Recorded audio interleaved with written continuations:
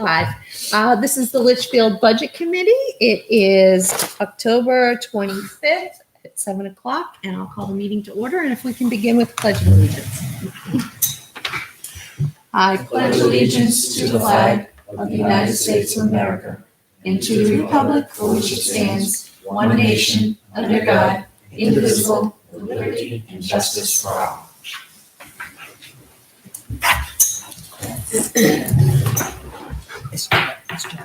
I haven't heard.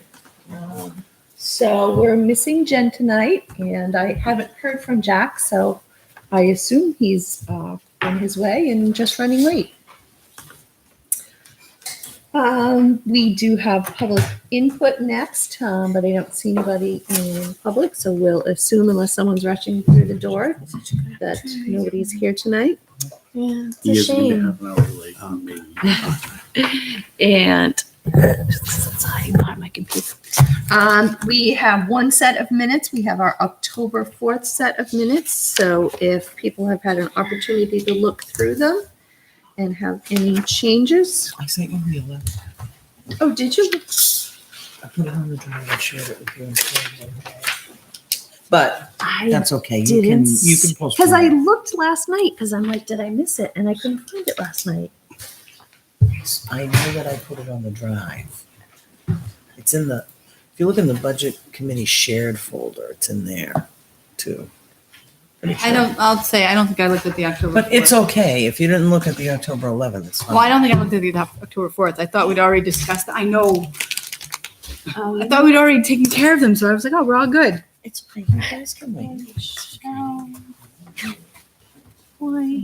I took a look at them. I didn't see any Yeah. necessary. All right, I'll changes, resend. but- Okay, if nobody on the 4th then saw any adjustments, then I will accept a motion to approve as written. So moved. Is there a second? Second. It's been made and seconded. All those in favor signify by saying aye. Aye. Any opposed? And any abstain? I will because I missed those and didn't read them. Okay. And Dang it. and I will, as soon as I find the, That's okay. I'll resend because I them. don't see them. Was that Nikki and Jess? Jess, yep. I have to get used to your voices. Yeah, I don't see the 11th, so sorry. So we'll do the 11th next week.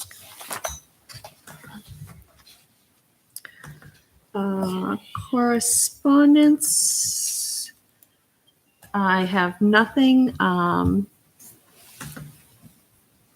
that came through. We had the radio. We had the questions answered about the radios for the fire and rescue. And one other question answered, I thought, but now I don't see it. No, I guess it's just September revenues, the budget report. And the tax rate was updated and finalized, and it was different by just a penny. And bills were sent. Oh, were they? Well, Yeah, Bill's it came today. Which is why I'm today. surprised there's nobody here. Facebook. Can just get on Facebook. Whoops. All right. So that was all I had for correspondence, is just the couple of outstanding issues that we received information on. You got the meeting report, I say. I think it was 60. No. Now that I emailed you Why am I not getting it? and the budget schedule. I got the budget schedule. Future agendas, school district schedule. No, I don't. Mine's okay. Well, I loaded everything in the budget shared drive under Maybe they put addition. October 25th. Yeah, isn't that funny? No, I don't have it at all. Well, it's there. All right. And I actually did get today I got the schedule of presentations for the school district. So I'll put together agendas and get those out to people. New business, I'm not aware of anything to take up that's new. So why don't we jump right into the town budget? And I just want to make sure that everybody had a chance to go through and maybe, Tori, if you can just talk us through if there's anybody has any questions about the revenue estimates. Looking at one of the things we need to abide by is the tax cap. So if anybody has any questions about that, and then what the proposed impact is on the tax rate. Okay. I think one thing that might be, I just want to point out to you, since the last time we've met, we've had a few increases and decreases. So just quickly, I'll just mention this to you. Some of the increases were health insurance, where we did receive our rates. We had estimated 10% increase, ended up being a 10.5. So throughout the budget, had an impact of an additional $2,300. We also did discover that when our calculation for the police department dental insurance, for whatever reason, our single plans were not connected to the total for the department.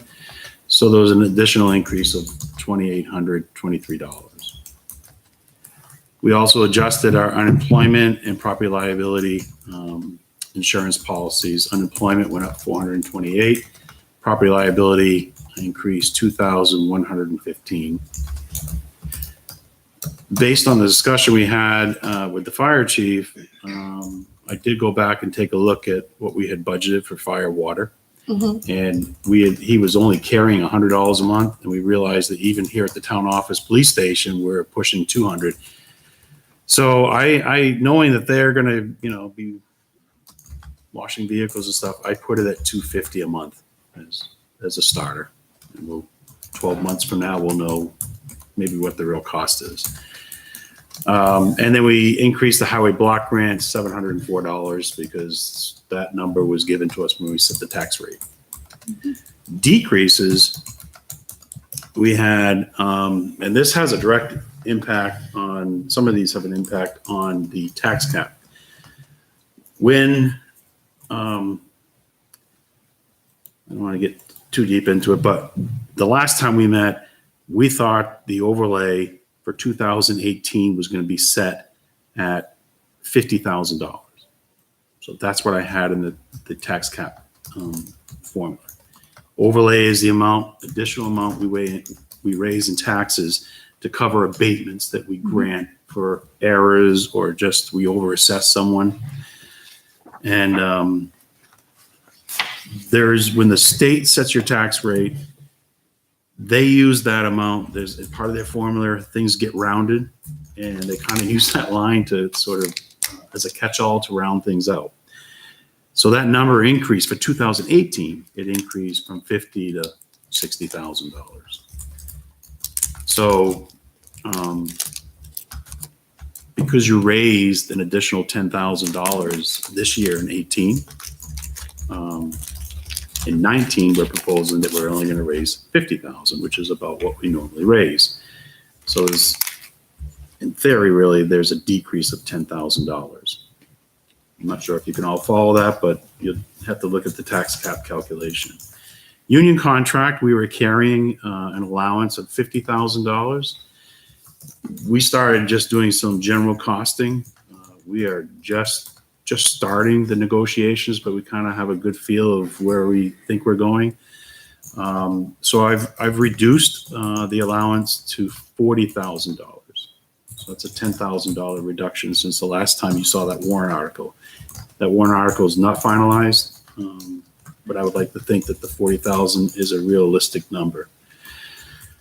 Solid waste lease agreement. So we were carrying $6,978 in the solid waste department. The Board of Selectmen just recently authorized the solid waste director to do an outright purchase of a new skid steer. We're not going to be leasing it over the next 6 years. With the trade-in that we had for the one we had in our recycling revolving fund, we were able to actually purchase it, do a cash purchase. So that takes $6,900 out of the operating budget in 2019 and for the next 5 years. And then just some minor decreases. I took a look, and I know we had a lot of discussion about some of the electric accounts, and with recreation, I did notice that I think a reduction of 800 from where we were projecting was more realistic. And those portable toilets that we rent, for whatever reason, I think we were carrying $260 more than we needed. So with those decreases, that totaled about $29,000. So the last time you met, we had a projection on our tax cap that we were going to be exceeding the tax cap. I think it was somewhere in the ballpark of right around $26,000. Right now, as we sit here today, with the changes that I just reviewed, the proposed budget with the operating budget and the police union contract placeholder of $40,000, we're exceeding the tax cap by $3,773. Now, I want you to be fully aware, what I didn't do is there's a warrant article. Right now, I think that article is number 9, and those are those health agencies. Right. If you recall, it's about $40,000 of requests and funding from those agencies. That is not calculated into this impact calculation. If you were to calculate that in, that's a direct tax that would increase the tax cap. It would exceed the tax cap by an additional $40,000 or $43,000. And that includes the first fire station payment too? Yes. Yeah. So right now, where are we setting without those health agencies? We're exceeding the tax cap by $3,773. That includes our first bond payment for the new fire station.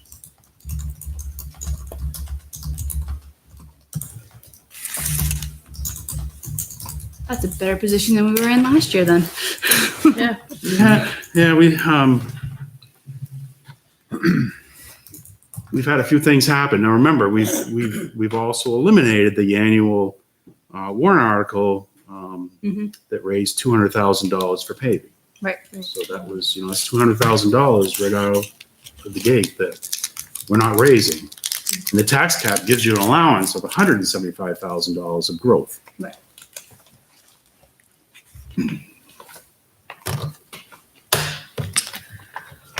All right, any questions?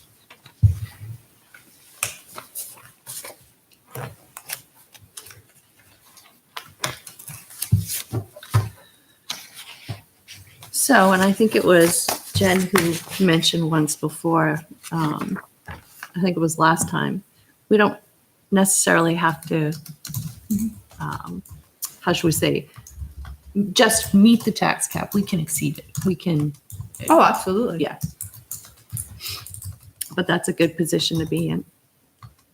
I just think there are going to be some reasonable recommendations for reductions, and we're not going to be here fighting for like 45 minutes where to find 15 grand to meet the tax cap. So I think that's a much better position to be in than we were last year. So you have not calculated a new tax impact. So based on what I can see, it's going to be a reduction in taxes.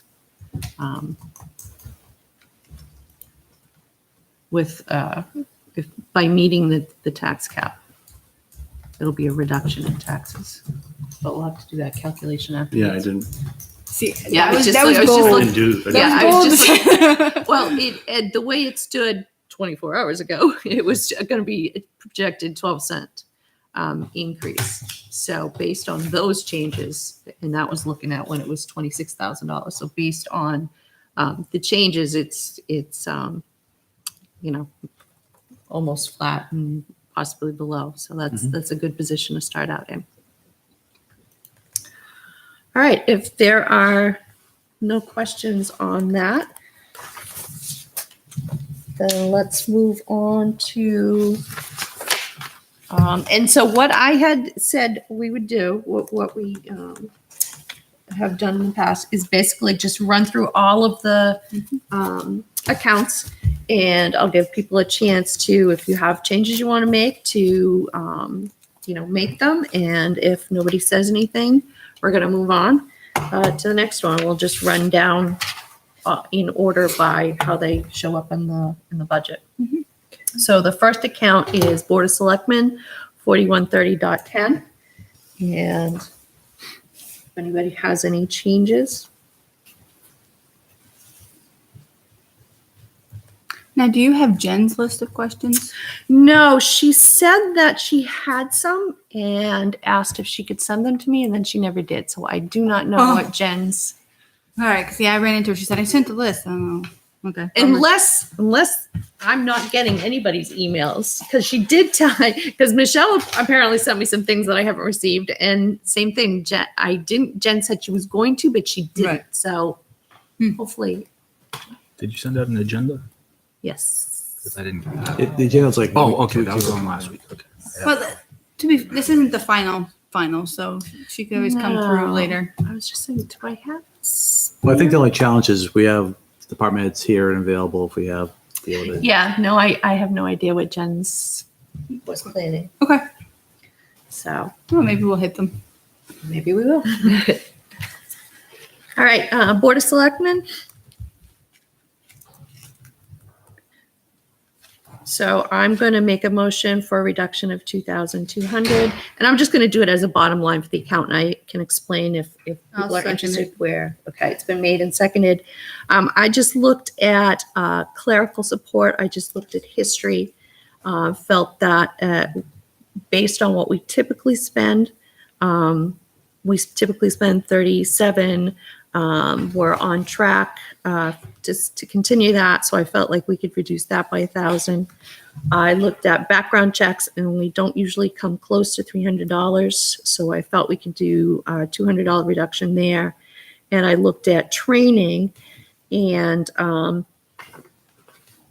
actually, was the Board of Selectmen, was that your training? Is that where that is? Okay. So Yeah, that, that's- remember, that was one of the So- questions I think Jen had. Contract, and- yeah. That's right. I just realized that when I looked at it now, I'm like, wait a minute.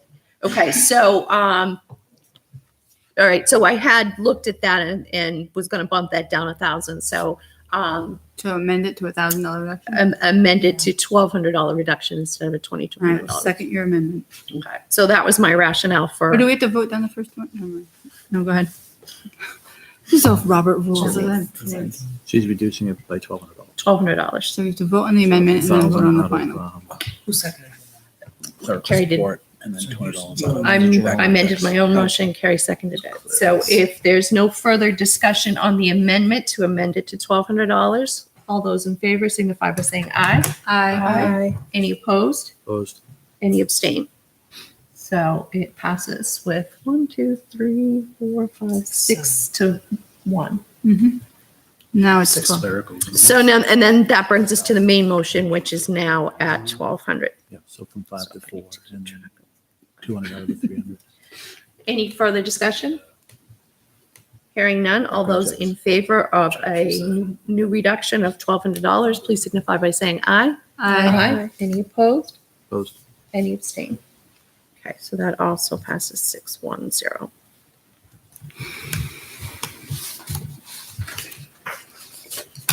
I don't know why that wasn't in my notes, because I remember the discussion. All right, is there anything else for Board of Selectmen? All right, moving on to town meeting, 4130.30.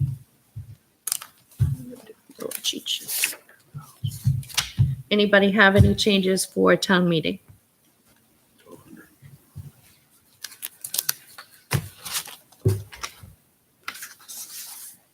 All right, hearing none, we'll move on to town clerk, 4140.10. Any changes there?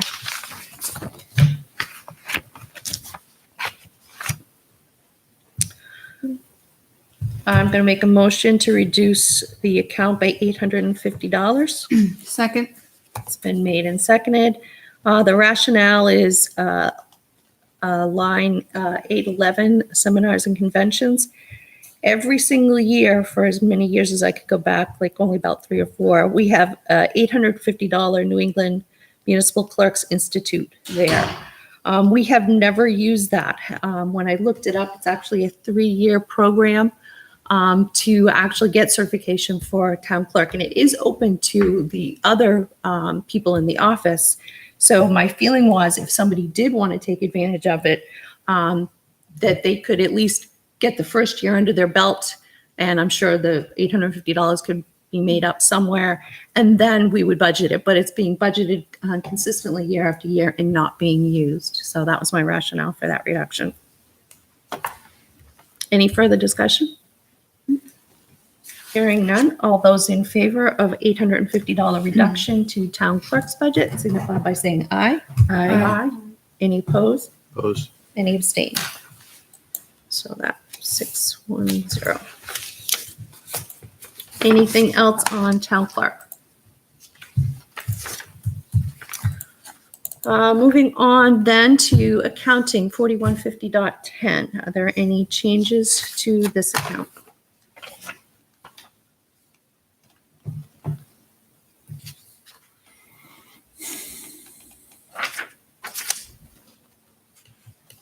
Nothing? All right, I had a few minor ones, but I think I'll just hang on to those for now. Information technology, 4150.20.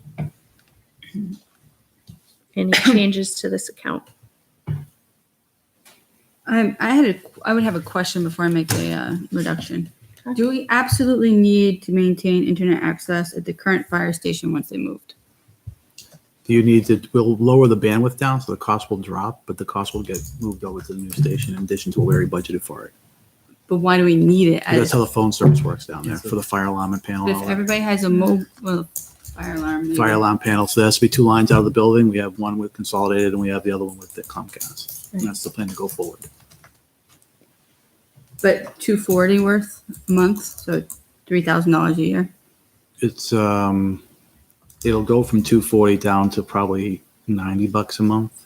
And the rest of it will go over to the new But fire there's station. also a new fire station 300. Right, and that's an estimate. It's going to be probably, I think it's got the estimates back at about $350 or $390 a month. Good Lord. Remember, most of our services have been moved to the internet, so we use a lot of bandwidth out of the buildings.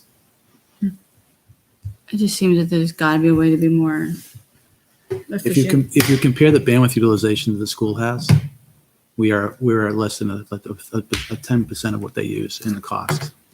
I don't even want to get to talking about I'm just school band. giving you a fan of how much bandwidth I'm just we trying to use. give you a comparator. That's all, because it looks like a lot, and if you look at it from like maybe your home internet, it's actually more expensive because we're doing business class service. So we have, dedicated response. We have a problem. We had an outage today. They were right on top of it. That kind of thing. If we don't have it, we can't make phone calls. Sometimes we can't read our email and that kind of stuff. I'm all for completely decommissioning and cold storage the existing fire station. If it burns, it's a brick building, and will anybody in town be heartbroken Yeah, but that it burns to the ground? So do we really need, we take a look at that and see, do we really need that kind of coverage at that building? Sure. Well, and give us a year. We don't know when that building will be vacant anyway. That's true. So until the building's vacant, I can't reduce it very much more. All right, well, I'm more than happy to look at it again and reduce it. If the building ends up being totally 100% cold storage and we can get agreement to go down to 1 line, we'll do that, I guess. But until we actually vacate the building, there's not much I can do. and you plan to be in the new building in early January or Well, February. that's the current That's- plan. That's the 10 goal. months. So that's the current plan, but I just got notified that our wiring schedules get pushed out by a month. So now we're looking towards Christmas. So we're probably not going to be in that building until probably fully until maybe March or April, potentially. I'm going to say for $1,000, I'm going to let it fly for now, but I'm going to tell you, we need to look at that. Coming back next year. No, you can definitely come back next year, but I may be coming back looking for more just because of the consumption out of the buildings. But we'll look at it. And I am working with both Comcast and Consolidated, trying to find more cost-effective ways of giving us service across the both buildings. It's just, I can't rely on just Comcast either. Now I have 2 safety buildings. Mhm. I have to have a Consolidated and a Comcast, because if one goes down, I got to be able to provide the service. Mhm. So, I'm inherently incurring more costs because of that. Right? I get the build out costs that I'm dealing with. So in some ways, it's really a blended number. It's not necessarily tied to one building or the other. It's carrying it for the whole town. No, I see that, but I also just see a building that, like I say, for all intents and No, purposes, cable's- should be Cable's separate, yeah. shut down. So, all right. So once we figure it out, we can, Yeah, we can definitely look at it again. just on the radar. Right. I just want to get down to one bill. That would save my life a whole lot of time. Yeah, probably would. I just have a quick question on equipment maintenance. One of the, there were a couple of attachments, the VMware subscription maintenance, Mhm. and it says expires 9/2019. So when I look at the document, it has a extended $1,097. So I'm trying to figure out how from $1,097 do we get $2,495? On the VMware one? Yeah.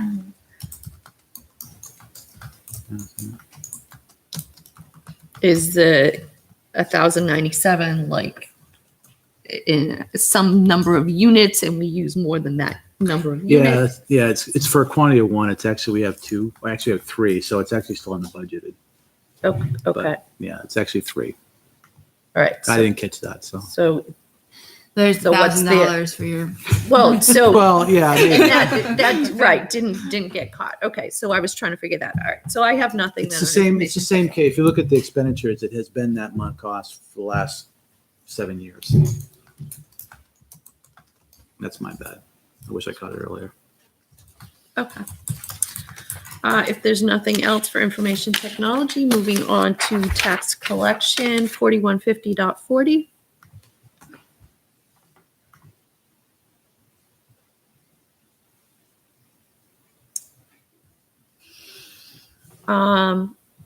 I'm going to make a motion for a reduction of $1,000. Second. It's been made and seconded. I just took a look at postage. Last year, we bumped it up to the 6,500. And this year, what the 2017 actual expenditures and 2016 actual expenditures, and even year to date, looked like we were going to come well below what's already been budgeted. Was that before or after the bills hit today? That was just- So that is I was right. just That is asking. right. That is before. Because I'm sure they haven't hit the expense. I don't know if line they yet. got the bill yet for that. So the year to date is a $4,095. So I think we're still well within the 6,560. I have a feeling even reduction wise, Cindy, we've expended year to date, you just said Yeah. 4,095. yeah. And that's before. And our balance is 2,400. Mhm. That would, the postage for the tax bills that we just went out. Yep. Which we hire a company, to do that work for us. So in that line item, there's also a fee that they do for the envelopes and the stuffing. So I don't think you're Well, going to see a it's- lot of money left. According to the notes, it's 2,930 times 2 just for the tax bill. Right? And I didn't Yeah, do I the would- math. It's- I don't- I think you're going to see, I think Yeah. you're going to see that zeroed Tax- out. The tax bill mailing service the next too at couple weeks. 2930. I'm assuming that note's Okay.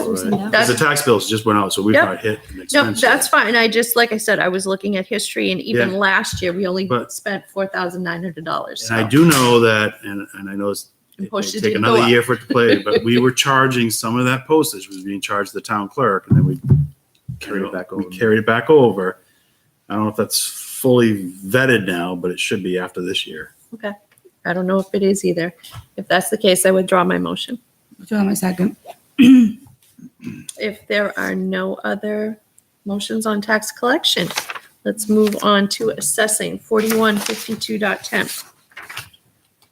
Are there any changes on this account? There really can't be, but I mean, you can, but it's a fake change. Okay. Hearing nothing, let's move on from assessing to legal expenses, 4153. I will be so excited when we no longer see the PFOA thing on here. You get 10 years? Like I said, last year and the year before that, at some point you have to do an analysis of, do we spend 500 grand to get back 200 grand? And how do you explain that to the voters? So I think you need to make sure that you stay on top of that. Are you making a motion, Carrie? No, but I don't know where they stand. I keep saying next year we'll know better. Next year we'll know better. At that rate, my kids will graduate high school and we'll still be in the middle of this discussion. And we will get back 10 cents on the dollar and people will be ticked off. So I strongly encourage you guys to talk to the legal team and figure out what you're going to do because Well, this is getting ridiculous. Just as an update, we talked to the legal team just 2-3 weeks ago, right? 3 weeks ago, so. 3 weeks ago. So we did provide a demand letter, basically, and that has gone unresponsive. So now we're going, okay, it's time to belly up. We had to wait for the state to finish theirs, and that's somewhat done. And we still have a lot of citizens asking us, what are we going to do? And there's a lot of, say demands, but there's a lot of asks that we have to vet through with them. I understand, and I feel for some of those, but aren't they? There's a class action lawsuit. The town is responsible for different. They have different legal obligations. Right. So, All right, so I'm going to make a motion for a reduction of $10,000. second, It's been made and seconded. Again, I think last year was our heaviest year, wasn't it? I mean, we were really doing some hard negotiation in terms of people's wells and getting in water and getting, roads repaired. And so I looked at last year and we spent just under $45,000. I think the thing about last year was that St. Cobain was pretty acceptable to anything we asked them to do. Now it's going to come the time we actually have the legal battle if we're going to pursue that. So I think the costs from last year were minor. They were just the legal things we had to get through. Plus, we had obviously other things that were going on too. But the big difference between the last 2 years, the discussions with St. Cobain, we've had our demand letter sent to them. We had a meeting to review our demands. And then both parties, along with the state, because the state actually was a part of our meeting, they brought their legal counsel in. So we had a 3-way legal meeting. And the general consensus was that we were just going to really try to focus on getting the water lines installed and getting the roads back completed 100%. And we really weren't that. We kind of put our demands to the side, knowing that once things wrapped up, that we would then come back to the table and start negotiating a settlement agreement. The goal here is to have a settlement agreement and not to have to go to court and try to present our case and seek damages. We just had a strategic meeting with the legal counsel 3 weeks ago. And now they're working on coordinating a meeting to get us back together. So we will, the next 12 months, be spending time having those types of discussions. They're going to be real legal discussions, not fighting over if they're going to just trench in the middle of the road and patch it in, whereas our demands were, you're going to grind the entire road up and you're going to compact it and you're going to pave the entire road. Two different types of legal transactions going on. Because again, I felt like last year was the really heavy year. It wasn't as far as, because it was more on reviewing the bid contracts that were going out to the contractors. And there was a little bit of wrestling. There was a lot of negotiating that went on to get St. Cobain to pretty much pave all the roads in the north end. Yep. That was obviously not something they wanted to do. Right. I think the real battle is the demands, and that's going to probably end up going to probably. So how heavy has it been this year? Like I would say that legal wise? It's been for like the last 4 months. This summer, we were just kind of wrapping up the project. So it's been light. Right, because I One meeting, actually having a face-to-face meeting, it costs $5,000 because they have all that prep time, the time at the meeting, and then you get the follow-up from the meeting. That transaction for one session to sit face-to-face at a table and talk about our demands, it costs $5,000. It's amazing. So did the PFOA issue started in 2016? Because last So year it was started in the the fall of fall of 16. We 2016. had no, at that point in time, Because it had to be recall done. right, we were before. able to get our legal counsel on board. They agreed to kind of work pro bono for us because they knew that we had no money in exchange for, being able to represent us. And then we secured funding starting in the 2017 budget. So what I looked at was in 2016, we were almost $38,000. Year to date right now, we're at $38,000. Right. Last year, again, it seemed like it was the heavier year. We Yeah. were about $45,000. The last couple of years, we've budgeted the $50,000 and we haven't needed it.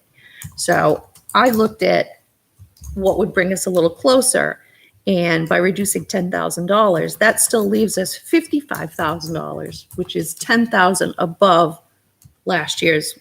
Like I said, my feeling was a heavy year.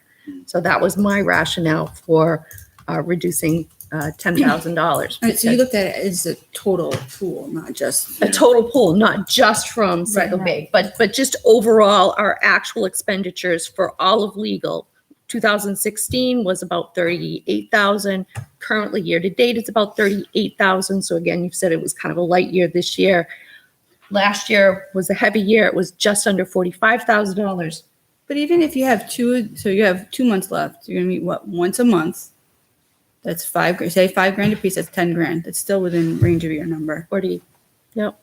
So that was my rationale for it, because again, we don't know. It always seems there's so many accounts we don't know, and we put our best estimate, and through nobody's fault, it just happens that we don't use it, and then all that money is left over at the end of the year, or we raise taxes and put it to good use in other places. But I would just like it to be a little bit tighter. So that was my rationale. Is there any further discussion? Hearing none, all those in favor of a $10,000 reduction to legal expenses signify by saying aye. Aye. Aye. Opposed? Opposed. Abstain. All right, so you voted yes, I voted yes, Yes. 3 yeses and 4 noes. Okay, so the motion fails. Motion to reduce the line by 5,000. There's a motion to reduce the line by 5,000. I'll second that one. It's been made and seconded. Rationale? I think, part of what you're saying, Cindy, does make sense in looking at the history and what we've spent, what we haven't. I felt like 10 was a little much, but that we could make it a little tighter. It made a little more sense to me there. Split the difference. Any further discussion? Hearing none, all those in favor of a $5,000 reduction to legal expenses signify by saying aye. Aye. Opposed? Post. And abstain. So that one passes 4-3.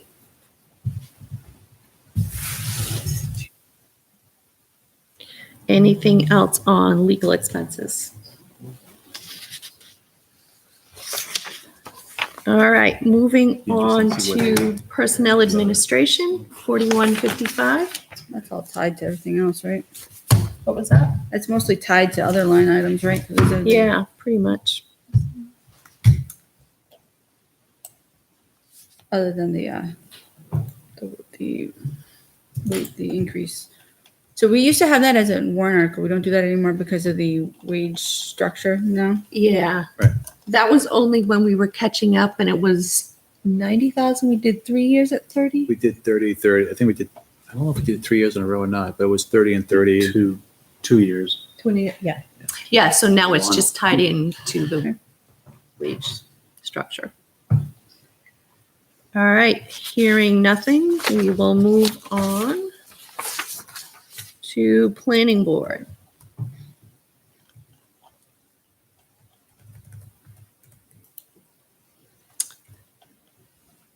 Anybody have anything there?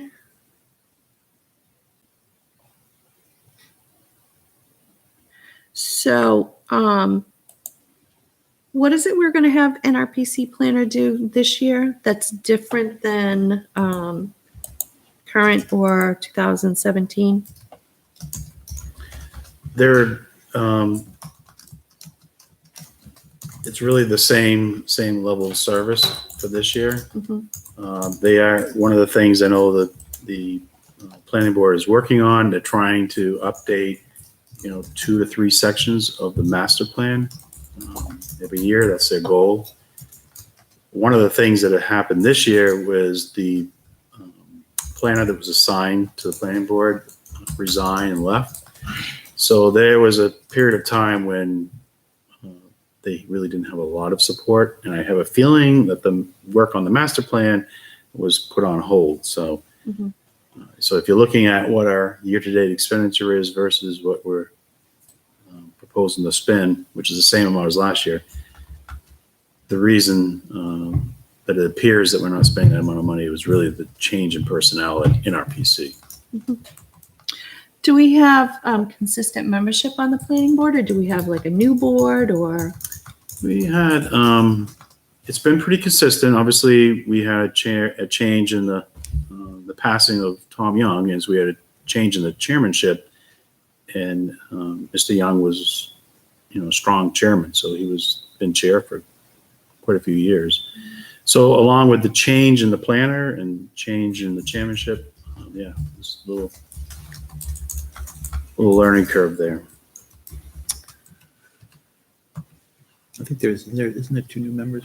I think so. Yeah, 2 new members. 2 new members. Yeah, I believe so. All right.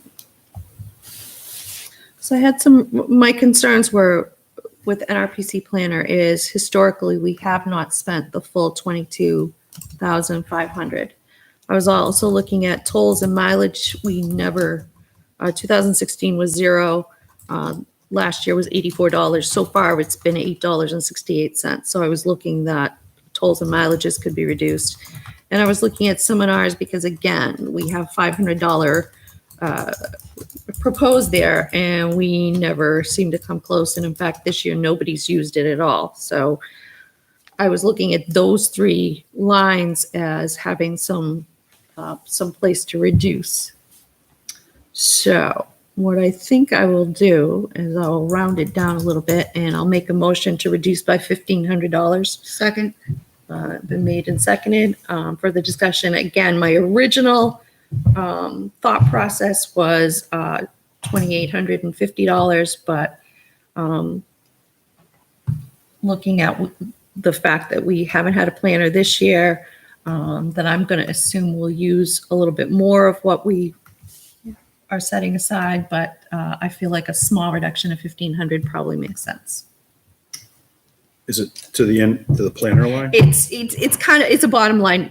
That's why I'm doing it bottom line, because I think there's some room in mileage and tolls. I think there's room in seminars, and I think there's room in NRPC planners. So where you want to place it, I'll leave that discretion and just make it bottom line for the entire account. If there's no 1,500. 1,500. There's no further discussion. All those in favor of a reduction of $1,500 signify by saying aye. Aye. Any opposed?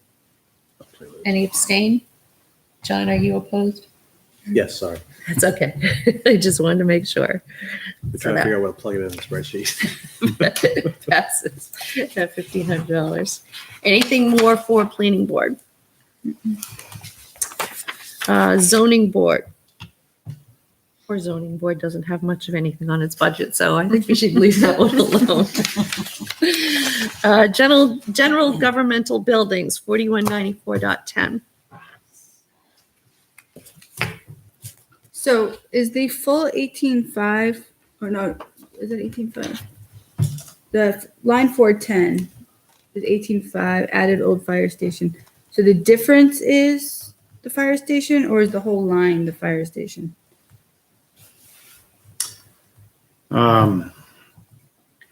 Open up the spreadsheet. See.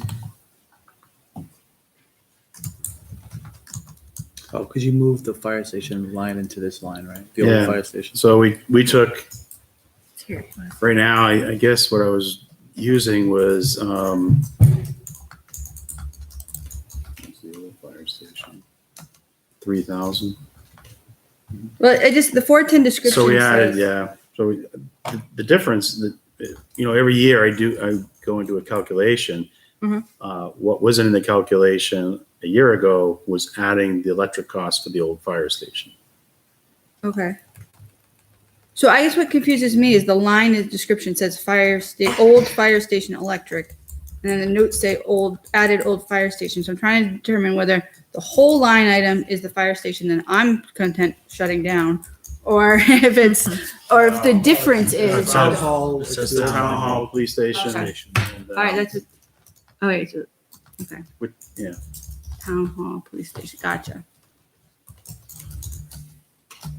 I think the breakdown is, I don't have it here, but about 15,500 Mhm. for the town hall and police station, Okay, and 3,000 for the old gotcha. fire station, which that 3,000, I would assume, is going to be cut, Well, much less, in half or more Except next year at this time. PSNH and Eversource will eat that up by. No, but I'm saying the rates, so- building, As it goes cold storage. as it goes less- to less more of a drop. storage dormant, buildings. Yeah, but would we Still gonna be get electric, power but for- not, yeah. I don't believe we'll have 3,000. No, okay. Yeah, just put that on the radar. Thank you. Because I think I was confused. I thought that $1,900 increase was the cost of electricity for the old fire station that we're going to leave there. So the number is higher because it now also includes the old fire station. Yeah. Right. Without it, would have gone down a little. Would it? Based on the increase, Rates it seem would. to have gone up, so I would have assumed there'd be something in it. Unless you're getting a good deal, you can negotiate my electric rates.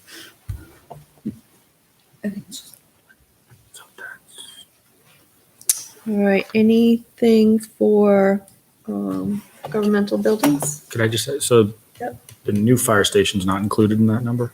It's in the fire station budget, So it's just the fire, okay. the fire station, the fire department budget. And I wasn't able to go as far back as I'm sure you were, Cindy, but with that line, the furniture fixture purchase, and it seems like it hasn't been spent. I feel like. Yeah, that was actually a place I was going to cut in half. But I had a couple of little places, so that's what I'm trying to decide. Some of those other places now I may not cut, so is it worth the $250? But every penny counts, so be my guest. But yeah, I had that one I was going to cut in half because it doesn't seem to get used. Yeah. So I guess this is saying it wasn't used in 2017, and then year to date, we haven't used it this year at all. I can tell you right now that that line, I understand it hasn't been used in the past and, bad for us. But that line covers, I think the police department has an allowance for their own furniture and fixtures, but on all the administrative buildings on this side, that is our line to, purchase a new chair, a new desk, a file cabinet, chairs in this room. I mean, there's tables. I mean, it's $500 an office chair today, which can break with no notice. Is if you're going to buy one that's going to last, is $350, $400. That's what they cost. So when is I can go to Staples and buy one for $99 and throw it out in 8 6 months. So when is the plan for the new table in here? Because I know that's been a The discussion. board brought that up at the last meeting, so Why? start. This is not really conducive to having a group of people. We've had money put aside to do a better U with a table that's more useful than this thing is. Well, now, I'm a pragmatic engineer. What ain't broke, don't fix it. So it is actually broke because you keep on hitting your knees. You can't hide the wires. There's a whole bunch of problems with this table. I look forward to hearing the presentation. Well, and we should have one more person here. It would be kind of Right. awkward. And when the school board meets here, it can be congested too.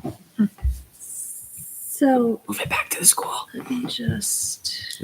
The technology is getting older and older there. Either we pay for new TV stuff over there or we put in here. Well, like I said, I look forward to the discussion, the proposals, and so nothing in this town happens without somebody being upset. So actually, I just found one other place that my notes. I'm going to make a reduction of $1,250. If I'll second it, because that's a bigger number than I expected. it is, because I just realized that my notes are the Community Prison Service Program. We've been allocating $2,000. We've been lucky to get them in once, which is $1,000. And I know we said we were going to try again, but I'm going to assume that scheduling is not going to work this year either. And there was a discussion about whether some of it could be done by community groups. So I just discovered my notes on that. Forgot about it. So we'll add in, and then the furniture and fixture purchases. I see what you're saying about one item or a chair, or my thought was, some small item that got forgot at the new fire station. But I looked also at the propane, and I thought there were a couple of places that propane was estimated a little high. So this is where I took it out rather than the other individual accounts. I assumed that there was about 1,500 gallons that was budgeted a little high, and that came out to be about $400. So with all my little tallies, I decided that $1,250 is where I've just settled. So that's the rationale for my motion. Is there any further discussion? Hearing none, all those in favor of a $1,250 reduction to general governmental buildings signify by saying aye. Aye. Any opposed? Opposed? Any abstain? So the motion passes 6-1-0. Anything else on buildings? Moving on to cemeteries, 4195. Anybody have anything in cemeteries? Wait, so we also have we been able to use the prison service here also?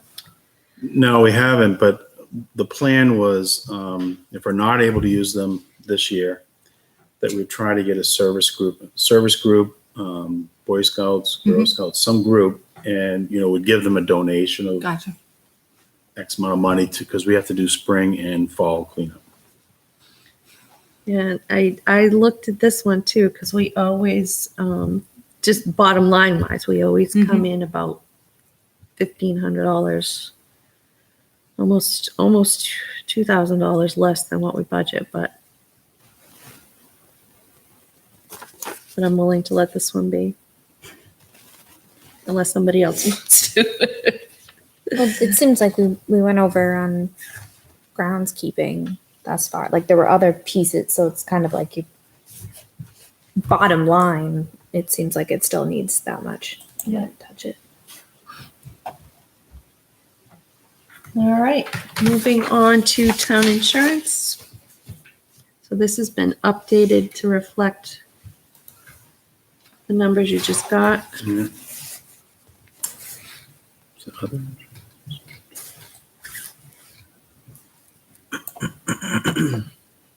Really not much you can do with that one. Not really. Moving on to advertising in regional associations. Did the NHMA membership costs get finalized? Yeah, I've not received.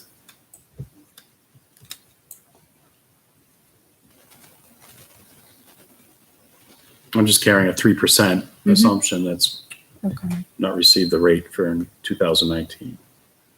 Not much on that one. Hearing nothing, we will move on to police administration.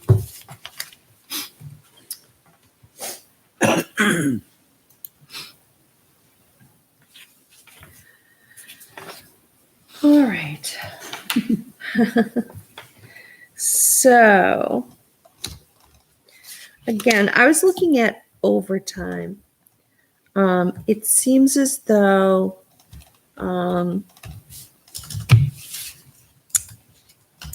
captain's overtime we tend to spend less. I know it's already been reduced, but we tend to spend less than even where it was reduced to. Overtime in court, as the prosecutor gets up to speed, it seems we've been using less and less. Right. That has also been reduced, but I felt looking at how it's been going down, that was reduced a little bit further. And then I looked at 149 overtime training. I think training is really, really important, and I'm glad we budget for it, but we always seem, same thing, we always have great goals, but we never quite use all that we've budgeted. So I actually felt there was a big reduction that could be made there, especially if we're training a couple of new officers. I was wondering about looking at a $10,000 reduction in our training budget. We've spent, in 2017, we spent just a little over 21,000. In 2016, we spent a little over 23,000. And year to date, we're just under 16,000. And I know you said a lot still. It's two different lines. If you look at the seminars, line, I think that's 6. It You'll see that's is, substantially overspent. Seminar. 811? Seminars and conventions. It's 811. just being charged, All they're in charging the bottom. cost to the wrong lines. Yeah, well, Well, not really, but it's. Right. So that one. Okay, Yes. 811. so that's offsetting that first set of numbers you see. Okay, That's like you're right. It's at 85. It's at 18,000 and the budget is for 10,000. So you're right. That is where, And right now, this year, we're gonna go over by, I think, $200 with both of those training items. Does it make sense just for simplicity to combine the two lines for future? I'm just saying, because if you're going to look at overtime as a whole for training, do you or I or anybody sitting at this table really differentiate between seminars versus but those? they One need thing to is that keep they- track. Yeah, it's a payroll issue, because once the overtime is payroll, Okay. the other is an expense. How about moving closer in the budget? the numbers are assigned by the system. We can't get them any closer than they Changing the are. chart of accounts. We'll be coming to you for a lot more money to do that. If you like, I can adjust that for next year, or for the next budget. Perfect. All right, so that, yeah, pretty much wipes that out. Other than, like I said, I won't do it now, but I do think a little bit, especially with our prosecutor, I'm hoping that continues to go down, but we can certainly wait and see there. But like I said, I and especially when Rob explained training and how important that is, I like to see us do training. What I hate is when we budget for it and then nobody uses it, and we might as well then draw it back until people actually use it. So if we're going to use it, I'm all for it. Cindy, question. You said overtime. You talking about the court overtime going down? I'm looking at basically all the overtimes, but I was looking at the court overtime, training overtime, and Officer overtime? where did it go? A captain's overtime. So I think those could go down a little bit, but we'll hold off. I would suggest holding off this year only due to the fact that we're already short 2 that covered, right? So, Yep. okay. Yep. It's kind of a unique circumstance right now. It is. It's always fluid. It is. Anybody have anything for police budget? I was looking at the pre-employment screening. How much? So there was an increase of $400, but then it looks like year to date we still haven't spent quite a bit. Well, it's- So for last year it was 2,200, and we've spent 1,380 year to date. And then they're asking for more for this coming year. Just Next year's wondering. gonna be 2 new hires that'll go through both, probably go through the majority of that.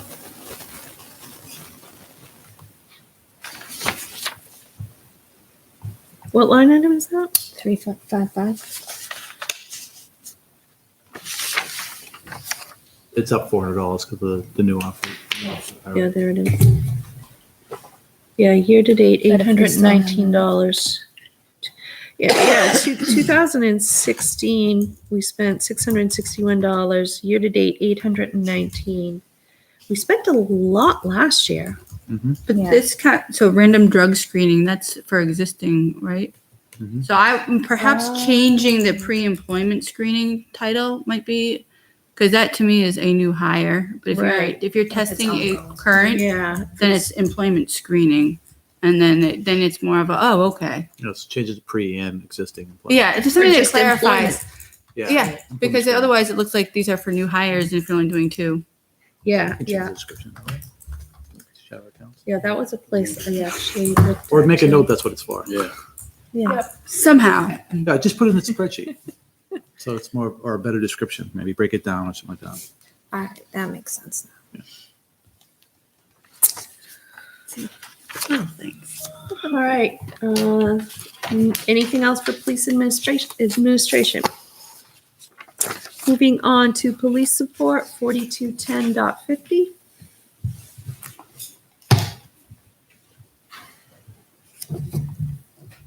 So I was looking at overtime for dispatch. And again, sometimes Hillsborough will cover it at no charge. But I was looking at history. Again, So wait, there was no budget for that this past year? there We switched the line. The line's got That's what it was, the 122 one- and Switched the line from the 140. 12,000 to Last year was 12,000 something and Because the then one was called coverage and the other one was called overtime. yeah, so So it's they, really overtime. Move to line. Yeah. Gotcha. so it was a wash from the Yeah. budget perspective. right. It was clear. It's coverage And on I think it's overtime. it's I hard to like have- that's right.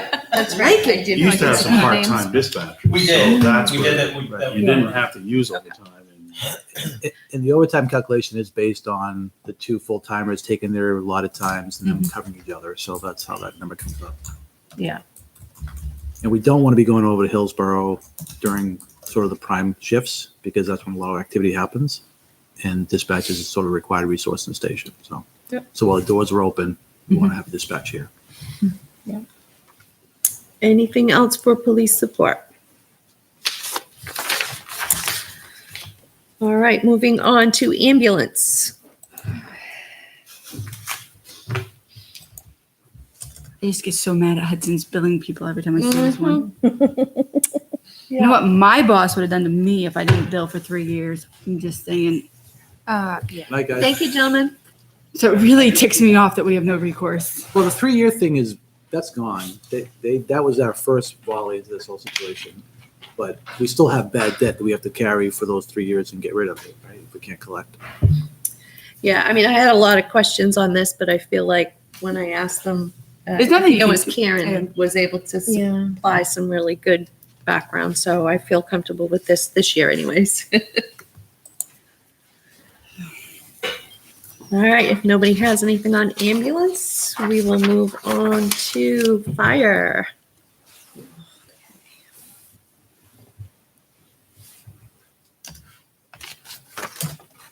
Thank you, Troy, for sending the information. I found it Regarding very radios, helpful. Well, the radios and also just the fire chief contract and the survey. I mean, you sent a lot of. Oh, okay. It gave a lot of just as a new person to all of this. It helps to have more of a history behind the numbers. And I would suggest for next year, that whole breakout of the radios year by year, that be one of your little tabs that you attach, because that definitely is very helpful to see. Because otherwise you go, wait a minute, we just spent that last year, but that way you see the full, 5 years or whatever it is.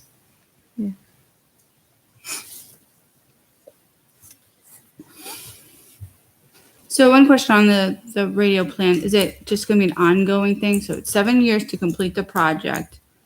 But at what point do the initial ones from year 1 have to be replaced? Is it year 8 becomes year 1 again? Just your life expectancy. Really, technology driven.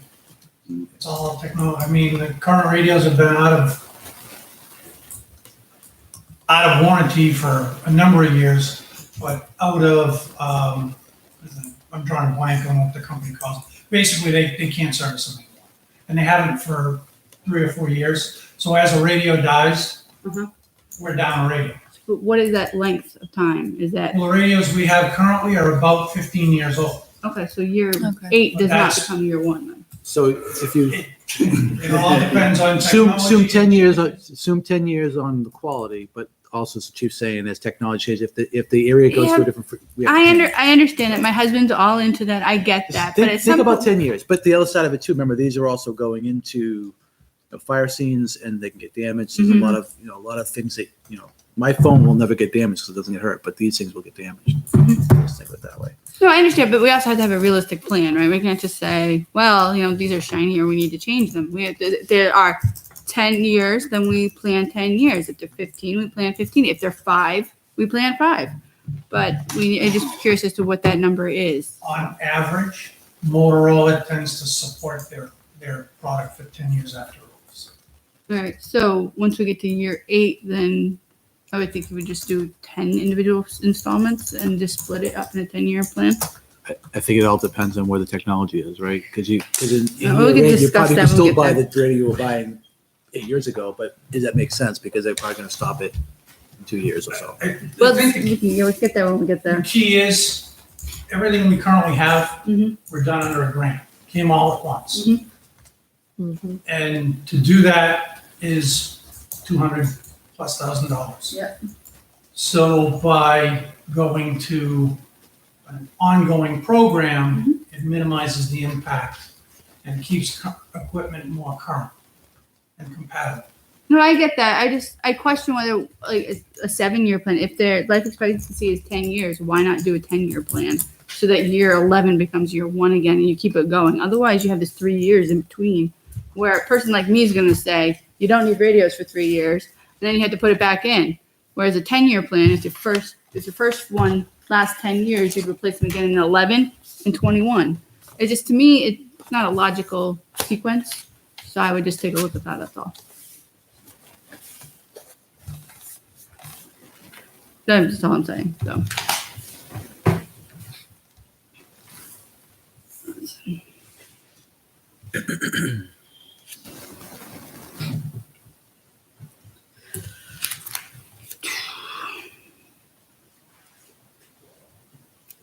Did the budget get, since I have the nice paper with all my write-ups, did you end up splitting out the line item for the chief, the 5,000 and the? Yes, we did. Yep. Excellent, look at you. Yep. It is. I didn't want to print it. Bring your laptop. It's easier. Yeah, but see, I focus better when I can listen and talk and look at you instead of looking at a screen. I get too easily distracted. Admit it. This makes me focus.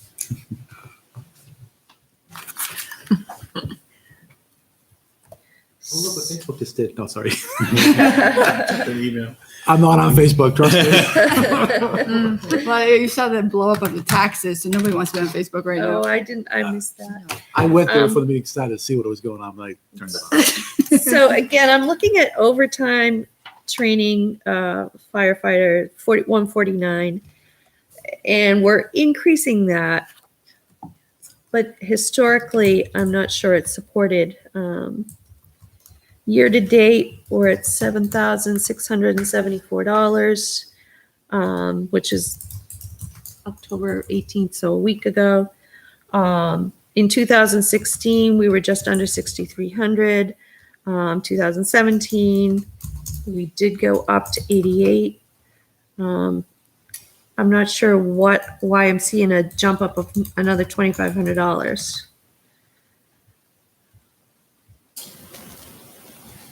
So I was going to cut some of that. I think the chief shared with you correct me if I'm wrong, but one, we've had some wage increases Mhm. since the Yep. last time we've met. Yep. So that's going to automatically drive your overtime costs. But also, you've had a lot of activity from the firemen are showing a lot more activity and Well, we just showing showing up for training. 149, that's the full-time line. Is that the full-time? Yeah, so there was one year we were without one of the full-timers for the better part of 6 months. Okay. I want to say it was 16, but it could have been last year.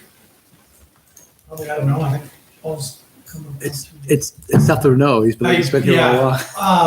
But the it's funny seeing you read off that year-to-date, and that is one of the lines that I have concern with for this year. So I'm not sure, I don't have the last week's in front of me. But that is one line that, For the full-time. yeah, I mean, when I look at the percentage remaining and the percentage remaining in the year, they're very close, if not slightly off. So they, on average, each of them work 22 hours of overtime between 12 hours of regular overtime and 10 hours of training overtime? So there's 3 trainings a month at an average of 3 to 3.5 hours. Not counting any other training that we may do. So it's 10 hours, approximately 10 hours of overtime each. So 3 trainings at 3 to 4 hours is essentially 10 hours right there.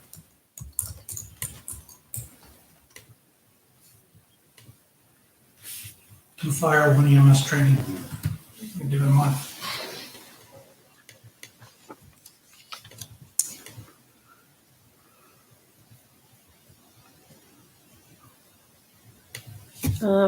Fire department, so 430, fire department station repairs and maintenance.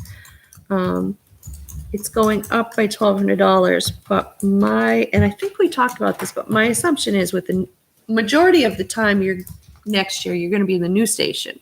So maybe 9 months out of the year, you're gonna be in the new station. So one would assume with the new station, you're not gonna have repairs and maintenance. And if the old station is used that much less, Well, the jump is the unknown of the tanks. There's 3 separate holding tanks.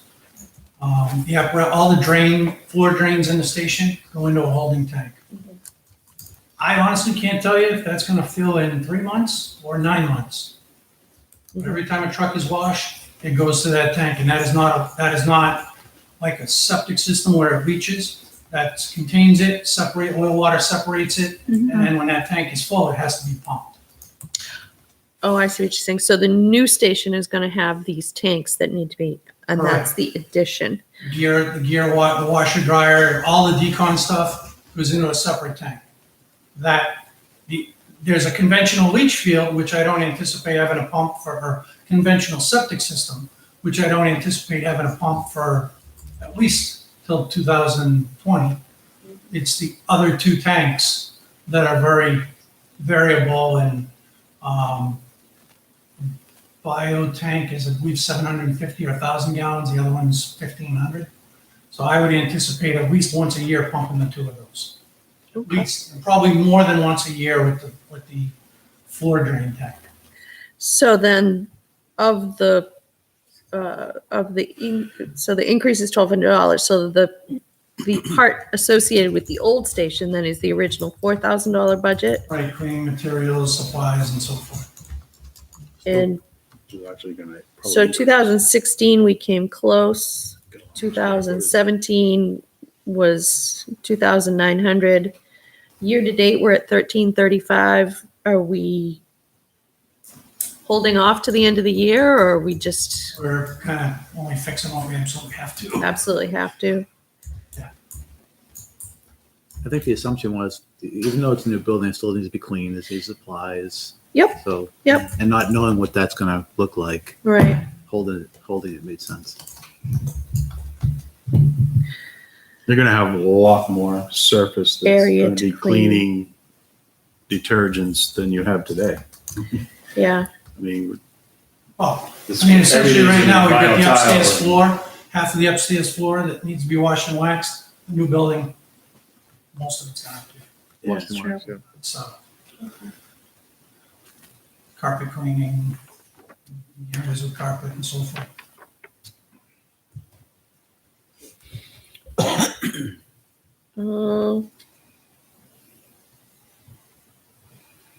Mileage and tolls, we never seem to use those. Just put a $90-something in yesterday, Monday, so.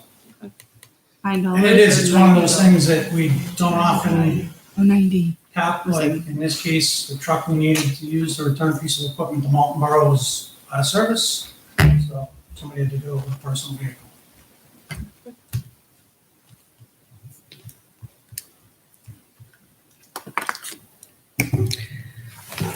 Fire department seminars and conventions. It looks as though, did we add anything new this year? Line you on 811? 811, yeah, I'm sorry. Because we don't seem to, we're about 9,000, 10,000, Well, we haven't, and year to date about 6,600. the only increases are costs of individual classes, like EMT went up Yeah, $100 a piece. Fire one cert classes went up it's $10 a piece. We do have some training that hasn't been submitted yet, though. okay. Do we want to talk about the dress uniforms? We talk about them every year. You know, I actually put a little check mark next to him because for the last 3 years, we've asked him to hold off. And, you know, maybe when we have the grand opening of the station, we want them to all have their dress uniforms this year because we can't say no every single year to dress uniforms. At some point, I can say no all right, every you year. can say. I'm very So, addicted to you know what, no. Karen? I've reduced those every year, and I literally looked at that and put a little check mark and said, you know what? No, let it go this year. So So would that call firefighter dress uniforms? Would that? But that's not enough to outfit all of your call firefighters, is it? At 1,500 is 3 people. And you have, you would eventually want how many? Well, on average, we have 30 on our roster. So I'm going to make a motion to reduce the 680 by 1,500 because, is there a second?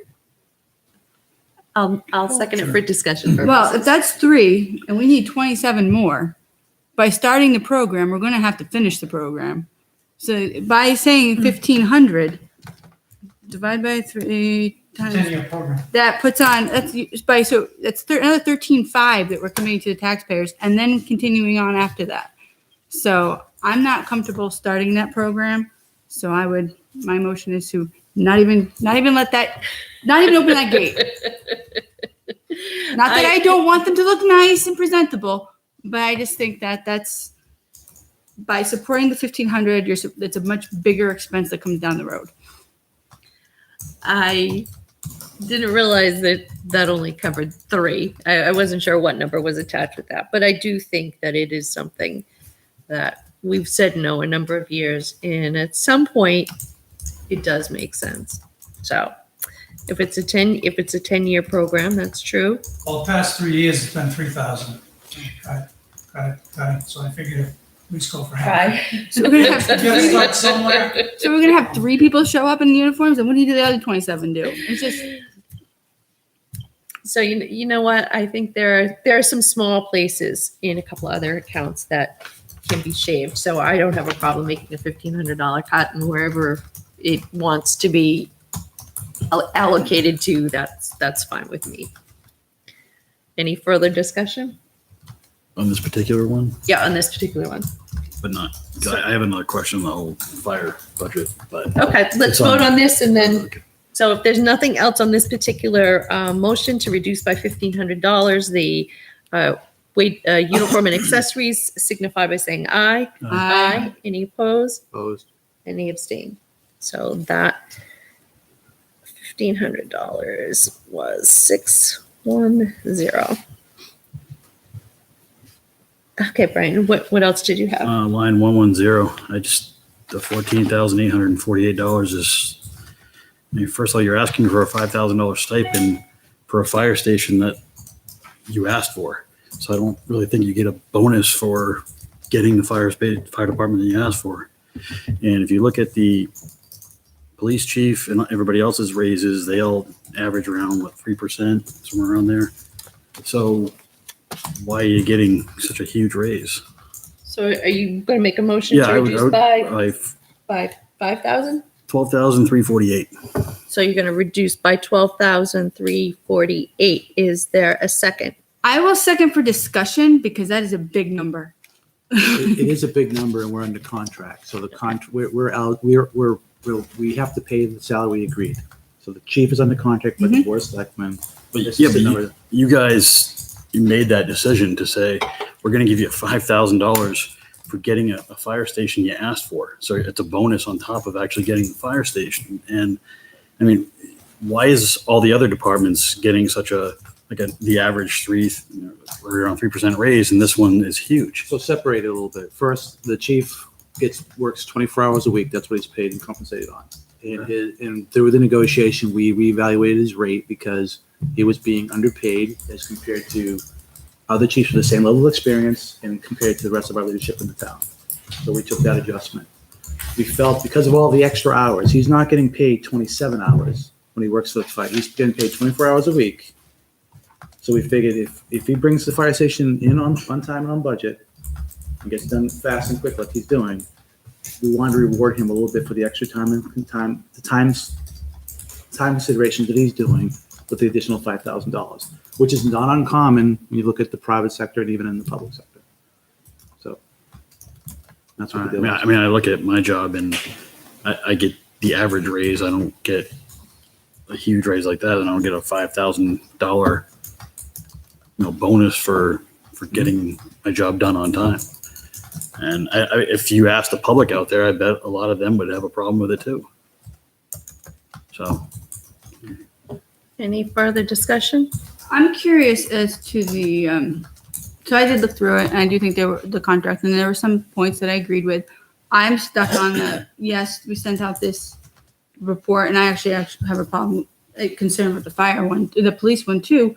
But this one in particular is we say that he's underpaid relative to his compatriots, and based on the there's a town of similar size with more hours that he's $7 more than. And that's not a little bit of a discrepancy. That's a huge discrepancy.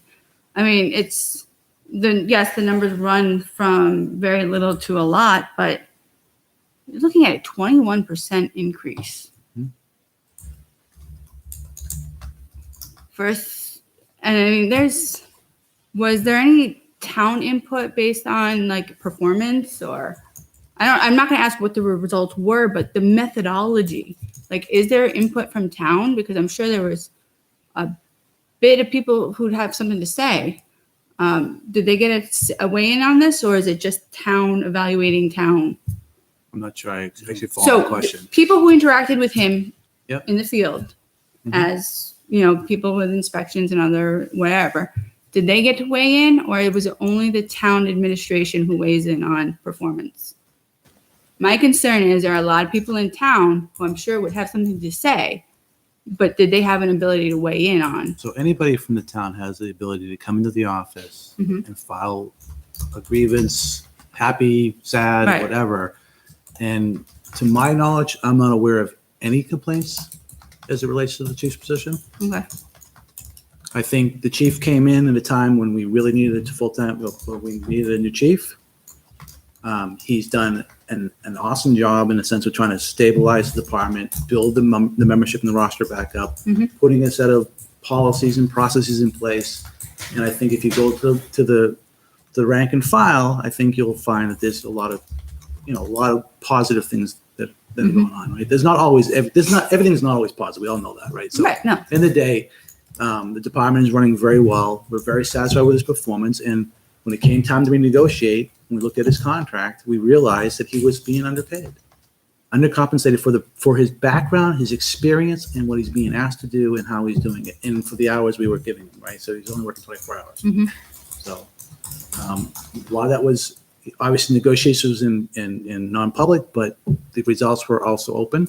Mhm. Contract's been there. We've had no feedback that I'm aware of.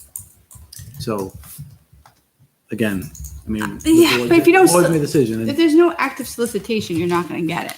Then, so if somebody, if you know that you interact with somebody, is there like a follow-up survey? Like when I call the bank, Let me I get a ask you- survey. Is there any follow-up with any people that you know have interacted with anybody in town? there are businesses that have interacted with them that have not that I've directly looked, but they've had interaction with them. We've not heard any complaints. And I'm not sure- usually I'm the not sure I know negative is, 11 people hear about it versus the one person who says positive things. See, think about it though. You're asking us to go out and, but we'll do a police officer because that maybe more exposure to the community, right? So you go to the guy who just got pulled over. He's going to be upset with that officer. That complaint, I'm not sure it's going to be valid. So my point is, I don't know, other than we're open, people can come to the office, they can go to the town administrator, they can come to the board and say they have a problem with whatever's going on, whether it's a response time or whatever. We're not hearing any of those complaints. And So beyond that, we would assume, and our interaction with the chief has been very strong. Okay. So we believe in his leadership. We believe that the organization he's built out. And from the rank and file that I talk to, I don't hear any complaints. Well, so I would say that's kind of your job, though. You're supposed to have the department running well. You're supposed to have everything doing. So the reason- giving somebody a 20% or 21% raise for doing your job. I mean, I understand getting a raise. You don't give the police chief. He didn't get a 21% raise. I'm sure his department's running well. He's also But beyond the maximum But the, amount supposed to the be paid. rationale is not simply whether someone's doing the job they're requested to do. It's also about looking at and surveying other communities. What are comparable people in communities with the same population, the same schedule, and we do that periodically. Like the town recently did the whole all of the non-union employees. They did an evaluation compared to other communities. They looked at what the salaries were. They recreated a schedule, and that was the couple of years where there was a $30,000 warrant article to bring all of the town hall salaries up to where they surveyed. So they use that same process to look at the surrounding communities, what's being offered.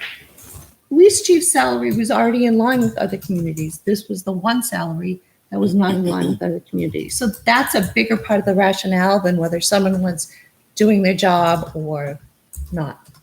Yeah, I think if you look at our wage plan and what we did over the last couple of years, there were some significant pops in base salary because we were underpaying, and there were also folks that were already way over that didn't get anything. Right, so trying to level everything out to be fair, not to be fair, but to be competitive and to be, reasonable. That's where we ended up. I can tell you right now that if the chief left today and we wanted to replace this position with the same level of experience and knowledge that our current chief has, this is your market rate. And we did extensive research, and this is how this number was determined. And This is what you pay for a professional fire chief. and the average is significantly as- higher than As what. an administrator and was the board of negotiated. selectmen, anytime we've had interaction with our chief, we've had issues that he's brought to us, we've brought issues to him, and they are resolved in a professional manner. What they're supposed to be. Right. And the, And he's doing his job and he's being Exactly. paid. Which for it. exactly So if supports you do him your being job paid. every day, Of course I do. right, and you do, and you're being paid for it, Absolutely. and you know you're being paid the market rate. Sure. I understand what you're saying. So If if I- you were if I- paid well, if I felt that I $30,000, wasn't- $25,000 less, Then I'd probably be looking for another job. and we don't want that. Well, I We understand you don't want, But when you're, because when if you're, the when you're chief giving leaves somebody us, we're gonna 14 pay this to get a professional chief. This is You don't what know you're he's gonna going to do pay. that. I know exactly what you're gonna pay to get a professional chief. the average I looked at the thing you gave me. Okay. I looked at other towns. There are other towns that don't pay like Litchfield's paying. So Other Brian- towns that have, Brian, So- the average pay of all of the communities is $45.63 an hour. The current rate, the increase rate for Litchfield is $37.30. That's $8 But you less can't compare than the the average. total. You- Go to the you one can. above it. Yeah, you gotta look at it. You You gotta can. look at the similarly sized So- ones. Okay. And Then it's the closer still less. communities, $40.54 versus $37.30. So there's still a significant difference, however you look at it. Yeah. So that's the going rate. I think you have an optics issue, quite frankly, because It's at a lot 21, all at once. 21% at one time on top of a fire station that people are going to feel raise their taxes. They're going to feel, I'm just saying, if I were out there and I just got my tax bill and I see how much I'm paying for the fire, I know where I'm voting. So I'm just saying you have to do a very good job of explaining it because it looks bad. Any police further chief- discussion? Yeah. I think it's both is true, and that's what's hard. It looks bad. It definitely looks bad. I completely agree. And looking at that, that's why I appreciated getting all of the numbers and then looking at some of that, it makes sense. We're making up for something that was not in line, but doing it all at once the way that it looks, it's a hard sell. Any further discussion? All right, hearing none, the motion is a reduction of $12,348 from line 110 salary. All those in favor signify by saying aye. Aye. All those opposed? No. No, I wish I could, but no. All those abstain? So the motion fails 160. Any further changes for fire department?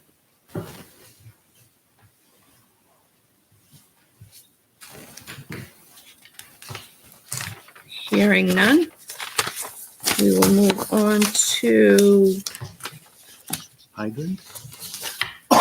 This is another one that just ticks me off. hydrants, yes, 4220.90. 300,000. Do you realize? One of our legal demands of St. Gobain. No, even Well, it's not in that. besides St. Cobain, looking at Pennachuck versus Manchester, it's $300,000. If we had Manchester doing it, they charge $640 a year. Pennachuck is $1,900. The difference alone is $300,000. It's just insane. It's insane. This cost was known when the voters voted to move it over to the tax base. It doesn't matter. It's still ridiculous. It was ridiculous then. It's ridiculous Don't now. disagree. The city is running their own, it's a city, they're running their own waterworks. Pennachuck Water East is a, what do you want to For-profit. call it, a corporation, and they're regulated by the PUC, and the rates are set, not only for the town of Litchfield, but they're set for, I think, 8 or 12 communities Right? that Pennachuck East service. And we are the Every highest town, one. every town pays the same rate for hydrants, whether you're Litchfield or Northampton. Have we looked into doing what it would do, what like Hudson did and buying out their portion of the system? We sold a portion of the Yeah. I know. I told you last time that I thought that was a dumb move then. We sold it. Yeah, I was in elementary school at the time. I didn't have a say. So It would also take approval by the PUC to release the franchise. at 20, the PUC should be investigated because any organization that thinks 20% is reasonable and just needs to be looked at because that's insane. So the other thing you also have to look at, and I don't know what the costs are because no one's ever done them, but if we took them over, now you're talking the infrastructure and the personnel. I'm just saying, Do look that. at it. I'm not saying we have to commit to it. Yeah, it's How much is that study going to cost? Call them up. Even How if we much took you the got? hydrants over, you gotta buy the water. You gotta charge the lines. all right. That's what you're Ultimately, it paying comes for down to- really is the standby water.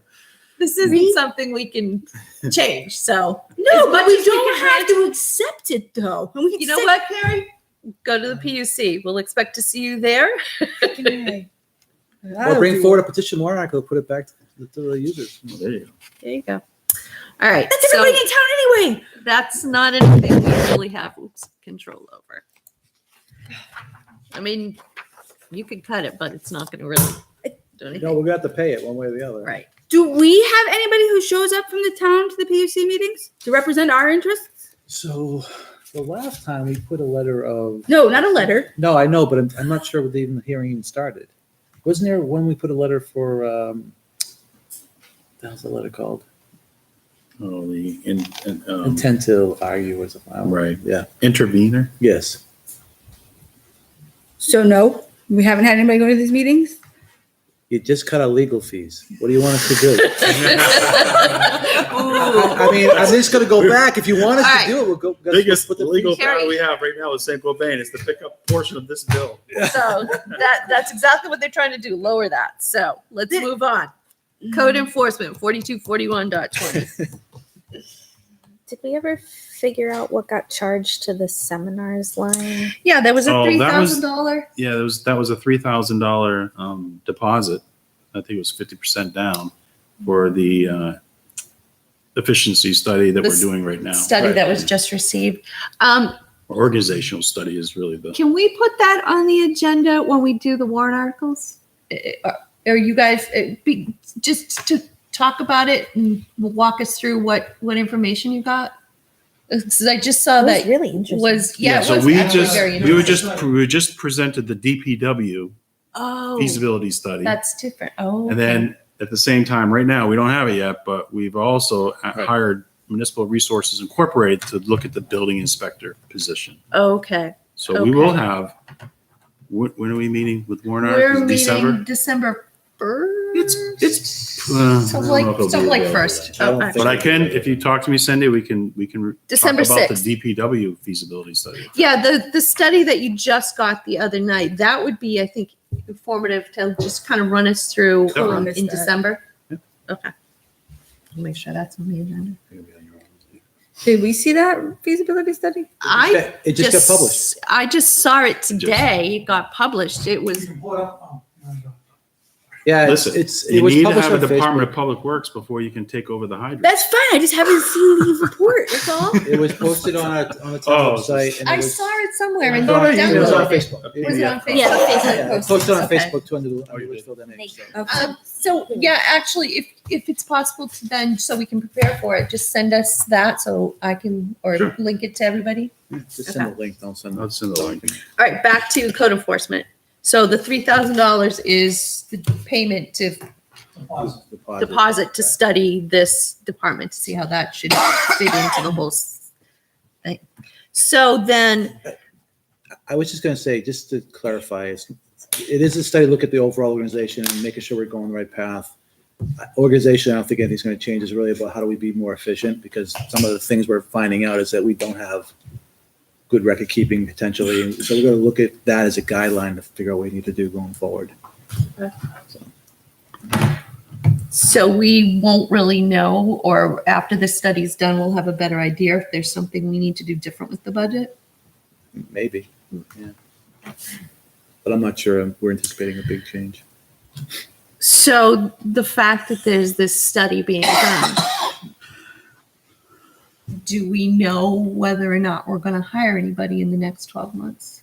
We definitely have to hire Well, somebody. Definitely will be hiring someone in the next 12 months. Okay. Would that person also be responsible for fire inspections? That is the intent. So then can we remove the fire inspection and line item from the fire department and put it under here?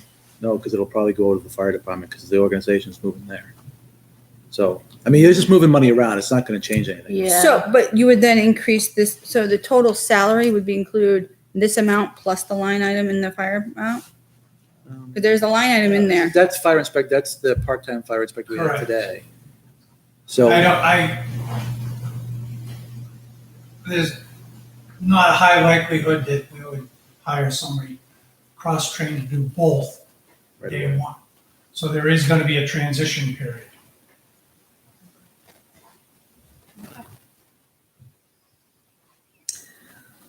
All right.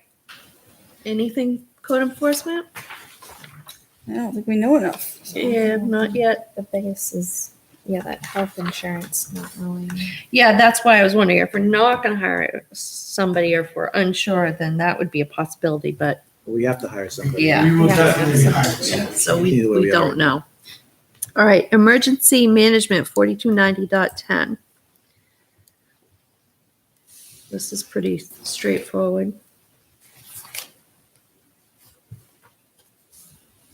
Nothing. Have we not serviced the generator in the past? We Or have we and it was charged elsewhere? We haven't, it was charged elsewhere. Yeah, because originally it was at CHS, but it was, it's at It's still- CHS. There was just never a line for it. It's actually an emergency management asset. Mhm. So when we started, and as I think it's been 2 years now, that we've combined all generators. Mhm. It's just a matter of where it truly should be billed to. So in the past, it's been covered under either general buildings or fire or a combination of both. but there was really no line for it, so that meant something else. You know, it used up funds allocated for other things. So, So I like that. All right, moving on to road agent.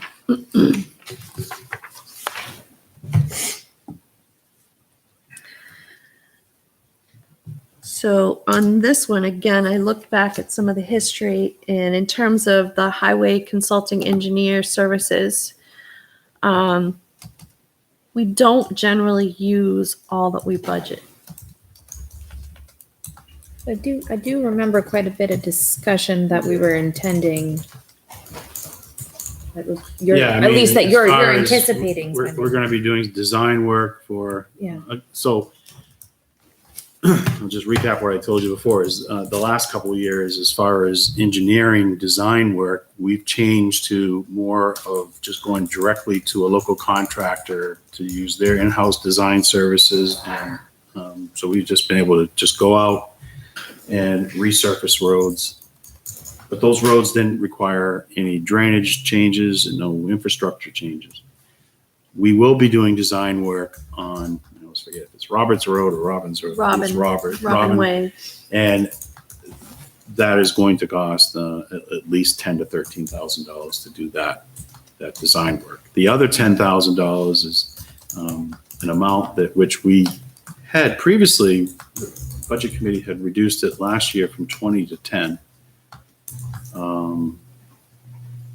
So that 10,000 is a placeholder for the EPA MS4 stormwater discharge permit and the requirements that are part of that. That permit just took effect July 1st of this year. And we've just submitted our notice of intent on October 1st. And then now there's many action items required each year. There's 5 years of the permit.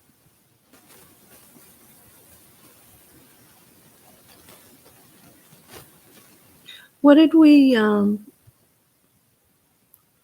what projects did we do this year? So we didn't do any engineering design. However, I do think that the road agent has started some work on Roberts. And so that bill's not in yet, but I suspect that sometime in December, we're going to get a partial charge for that design work. Because I know he's been out in the field and done some preliminary investigative work. Stormwater, we've utilized the Regional Planning Commission. I think the contract was $6,000 to go out and get the GPS coordinates for all the catch basins. And then we paid $2,000, under contract $2,000 to join the Southern New Hampshire Stormwater Coalition. So on one of my notes on the side, it looks as though this might also be where we pull the rest of the $3,000 for that feasibility study. Yeah, there's no other place to charge it. So for the DPW feasibility study, that will be charged to this line. I suspect that this line could possibly be overexpended by the end of the year. But once you have that study, you won't need it next year. So Right. But that's when, that money really was, we have no other place to No, I charge the understand. study. It will be the engineering design work. Okay. Anything for road agent? Moving on Another to reason not to- road maintenance.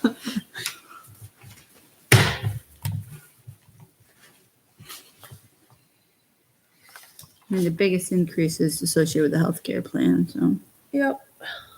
So again, I looked at going down to salt purchases. I looked at the history of salt purchases.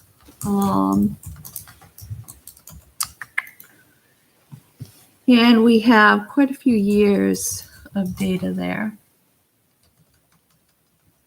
That's not it. I gotta find it. There it is. And so when I look back from 2011 to the last full year was 2017, we average about 1,525 tons. And in the past couple of years, our shed has been empty, and there's been a concern about not being able to fill it up because we didn't have the ability to, I don't remember if it was pay for it or access it or whatever. So we find ourselves right now, from what the road agent said, with our shed full, which is about 200 tons. And we are, year to date, we still have about 30% left in the salt budget.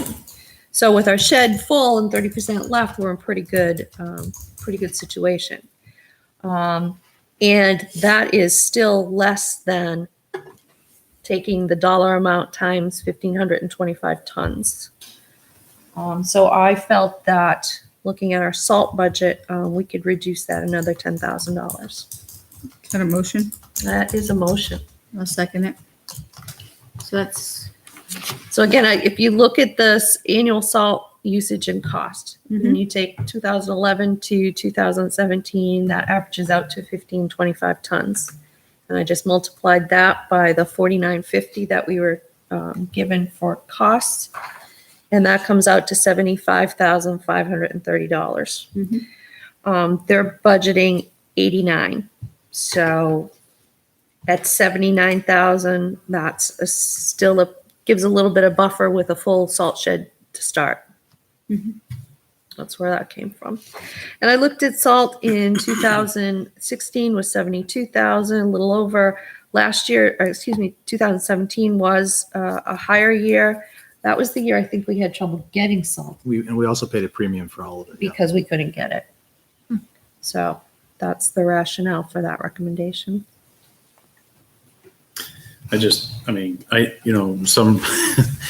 Sometimes you wonder, you share the data and you look at year 2011, 2012, and I can tell you right now, 1,163 tons is not realistic. 2012, 856 tons, not realistic. But if you look consistently, you get 13, 14, 15, you get 1,700, 1,700, 1,800. In 16, I don't recall if it was a lighter season or not, 1,400, and 17, 1,800. This is one of those accounts where if the Board of Selectmen Budget Committee just agree that 1,800 tons is the correct amount to budget, and then we just adjust what the state bid price is, it just prevents that yo-yo effect. I mean, it's, sit here every year and say, well, I think it's going to be 1,200 tons. So or what it's is going to be the 1,500. 5-year average then on tonnage? That's what I was just going to say. Because I've heard, and I'm praying for, that we're gonna have a mild winter. So See, I heard a different thing. I heard it's going to snow. Thousands. I've heard that. I'm going with what I heard. Thank you. 8662. Yeah, you do fast. 1732.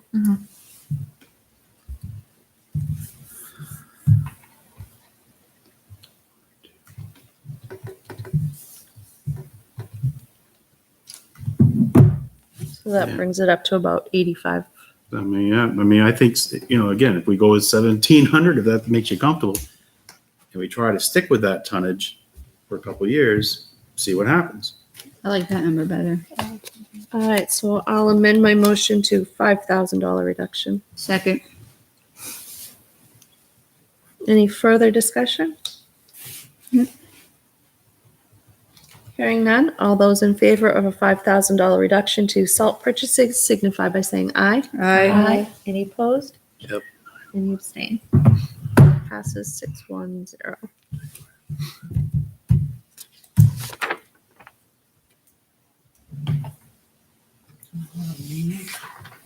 And that was the amended motion. Thank you, Michelle. So now the main motion is the reduction of 5,000 to the account. All those in favor signify by saying aye. Aye. All those opposed and abstain. So I'm assuming, John, you were opposed to that too? Yep. Okay. And that's all I have for road maintenance. If anybody else has anything? Street lighting, 4316.30. much you can do there. No. I mean, Well, you could, but a tiny bit. Anybody have anything? All right, moving on to sanitation administration. 4321.10.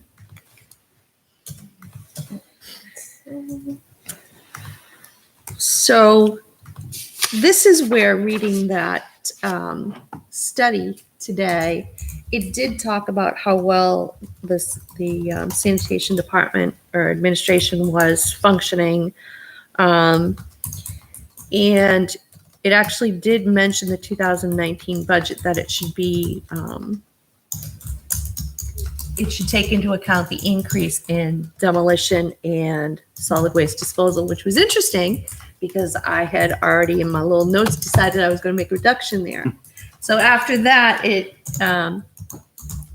made me rethink it. I think you're going to see more. People are doing more Yeah. remodeling. And stuff. People are, and I was just I was taking a look at how we've increased over, again, looking at previous years, looking at 2016, 2017, we have been increasing. I was just unsure if we needed to go higher than where we are right now.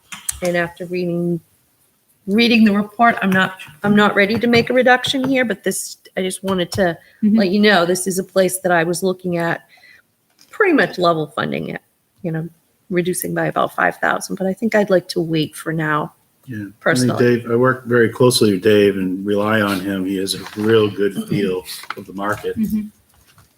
And So he comes up with his estimated tonnage by doing a run rate and just knowing the markets. So he's usually spot on when he's trying to calculate the solid waste and construction debris. The problem that we're gonna have, every town in the state, maybe in the country is having, is China doesn't want our recyclables anymore. Mhm. And our recyclables are literally going into the trash. What? Yeah. I have a thing in my There's kitchen. no market for recyclables. Nobody wants So and that's what there's I certain mentioned. ones, but the metal, the aluminum, all this stuff is The just glass. trash. We're not making Yeah, so you there get a were- lot of plastics and glass. There were Just three areas, glass, To plastic, the and incinerator. and metal. They said and that's what this report, which is why I want us to look at that report. That was one of the things they mentioned, that there's no market for it anymore. So it was in terms of the sanitation administration, to me was very eye-opening to see that. And they did give high Right. accommodations to how this department is run. Just from I'm not a tree hugger or anything, but it just makes me feel sad that it's such an easy way to contribute to. I don't want to say trouble all separating. recyclables, but I'm just saying that there's some recyclables now that Compared there's no market Only for, find out so they're going in the trash. No, it's being disposed of in the trash. I know. I just, like I said, it's such a good way to be like a good steward, and then to I have know. it happen is just like sad. So does anybody have anything? Mhm. All right, hearing none, moving on to Health Department, 4411.10.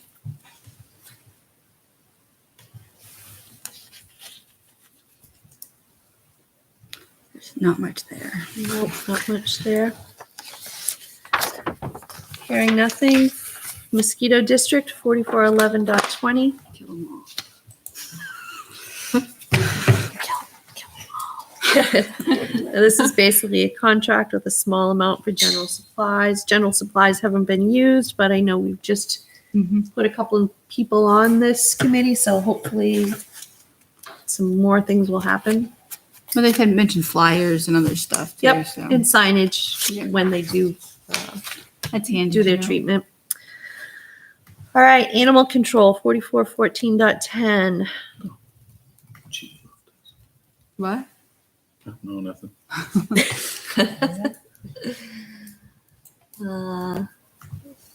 Just looks level funded. Anybody here? Yep. Well, I mean, level funded is always nice, but you also have to look at No, absolutely. if accounts aren't being used, level funding an account that's not needed is not. But they're being used though, aren't they? Yep. So, So so in this case, Little funding's okay. Health agencies we'll skip over for now because that's going to be a warrant article, so we'll talk about that then. Vendor payments, 4445.20. So basically this is welfare. They call it vendor payments because we pay vendors in lieu of people who need help. This is an account, again, I looked at history, and 2014, it was a little over 8,000. 2015, it was a little under 4,500. 2016, it was just about 4,000. 2017, $1,583, and year-to-date, $438. So we've been seeing it decline pretty significantly, which is the economy is doing better. People are doing better. Houses are selling, so if you can't afford your house or your payments or whatever, you're able to sell your house and move out. And we've been holding $10,000 now for quite a number of years, and we're not coming close to that, which is good news. The bad news is we've been raising that money that we don't need to raise. So after I took a long look at this, I'm going to make a motion to reduce this by $5,000. Second. And again, I just looked at, and I hope the economy continues to be stable in Litchfield, and I hope we don't need it. But I think $5,000 is a pretty good amount for the coming year, anyways. I think this is, and I agree with you that my concern is we're raising money we're not spending, which then gets rolled into the general fund and used elsewhere. So I would encourage, obviously I can't force you to do it, but I can encourage you to look at the creation of a revolving fund or something that you can fund. And those years we pay 400 out of, we pay 400 out of it, but we don't raise more money until we need it to refill the fund. It seems crazy to me that we raise, even if we lower it to 5,000, if we spend another 500, that's 4,500 we didn't have to spend. We didn't have to raise. So if we had a revolving fund similar to the ambulance fund that you could pay out of and then replenish it as needed, that would be my preference, but I'll take the cut where I can. Any further discussion? Hearing. I just have a Yep, go ahead. No, I just have a question. So say something catastrophic happens, we cut this to 5, people come to the Board of Selectmen, we need have to more, service. it's got to come from somewhere else. Yep. There is that. Yep. There is the obligation Right. to meet the need. We always try to regardless. find other ways to accommodate, but Yeah. the bottom line is we have to. Yeah. I just think Which that we realistically, should, people in this but- town are incredibly generous, that if you have to go to the Board of Selectmen, then other avenues have been exhausted first. So a lot of times what will happen if someone's ends up being sick and unable to work, you see housing, $1,375. That was probably someone's mortgage payment for 1 month to tide them over. Electricity, they probably couldn't pay an Right. electric bill. I think there was medicine, not this year, but in previous years. So somebody just Right. got hit with a huge prescription that they couldn't fill. So those are the kinds of things that are not going to be something where someone needs the full $5,000 or Right. $10,000. We would need a large part of town to suddenly lose their jobs, Something be huge, sick, yeah. or something like that. So, Brian, did you have a thought? No, I just wonder if you could reduce a little bit more, because I mean, if you look at it, you used 1583. Even if you doubled that, I was thinking more like 4,000, but You can make an emotion to amend okay, I'll motion that. it to a $6,000 reduction. Yes. $6,000? Is there a second? I'll second it. Any further discussion? This is one of those, I don't know if there's is a right number, because even at 10,000, if $15,000 worth of need came in, you'd still have to fund it. But Yep. historically speaking, if we're going to say that the economy is improving and we're going to see remodeling and improvements, well, along with the improving economy would be that this number should be less needed. So And as long as they're building houses and people can sell their houses, again, There's an what out. happens is the market crashes, you can't sell your house, and now you can't afford your payments. Right. So hopefully that doesn't happen. Yep. Any So- further discussion? no, right or wrong, yeah. Hearing none, all those in favor of the amended motion to reduce by $6,000 signify by saying aye. Aye. Any opposed? Yep. Any abstain? So the amended motion passes 610. Now the main motion is the full $6,000 reduction. Any further discussion? All those in favor signify by saying aye. Aye. Any opposed? No. Any abstain? Main motion passes 610. All right, I assume we're done with that. Parks and Recreation.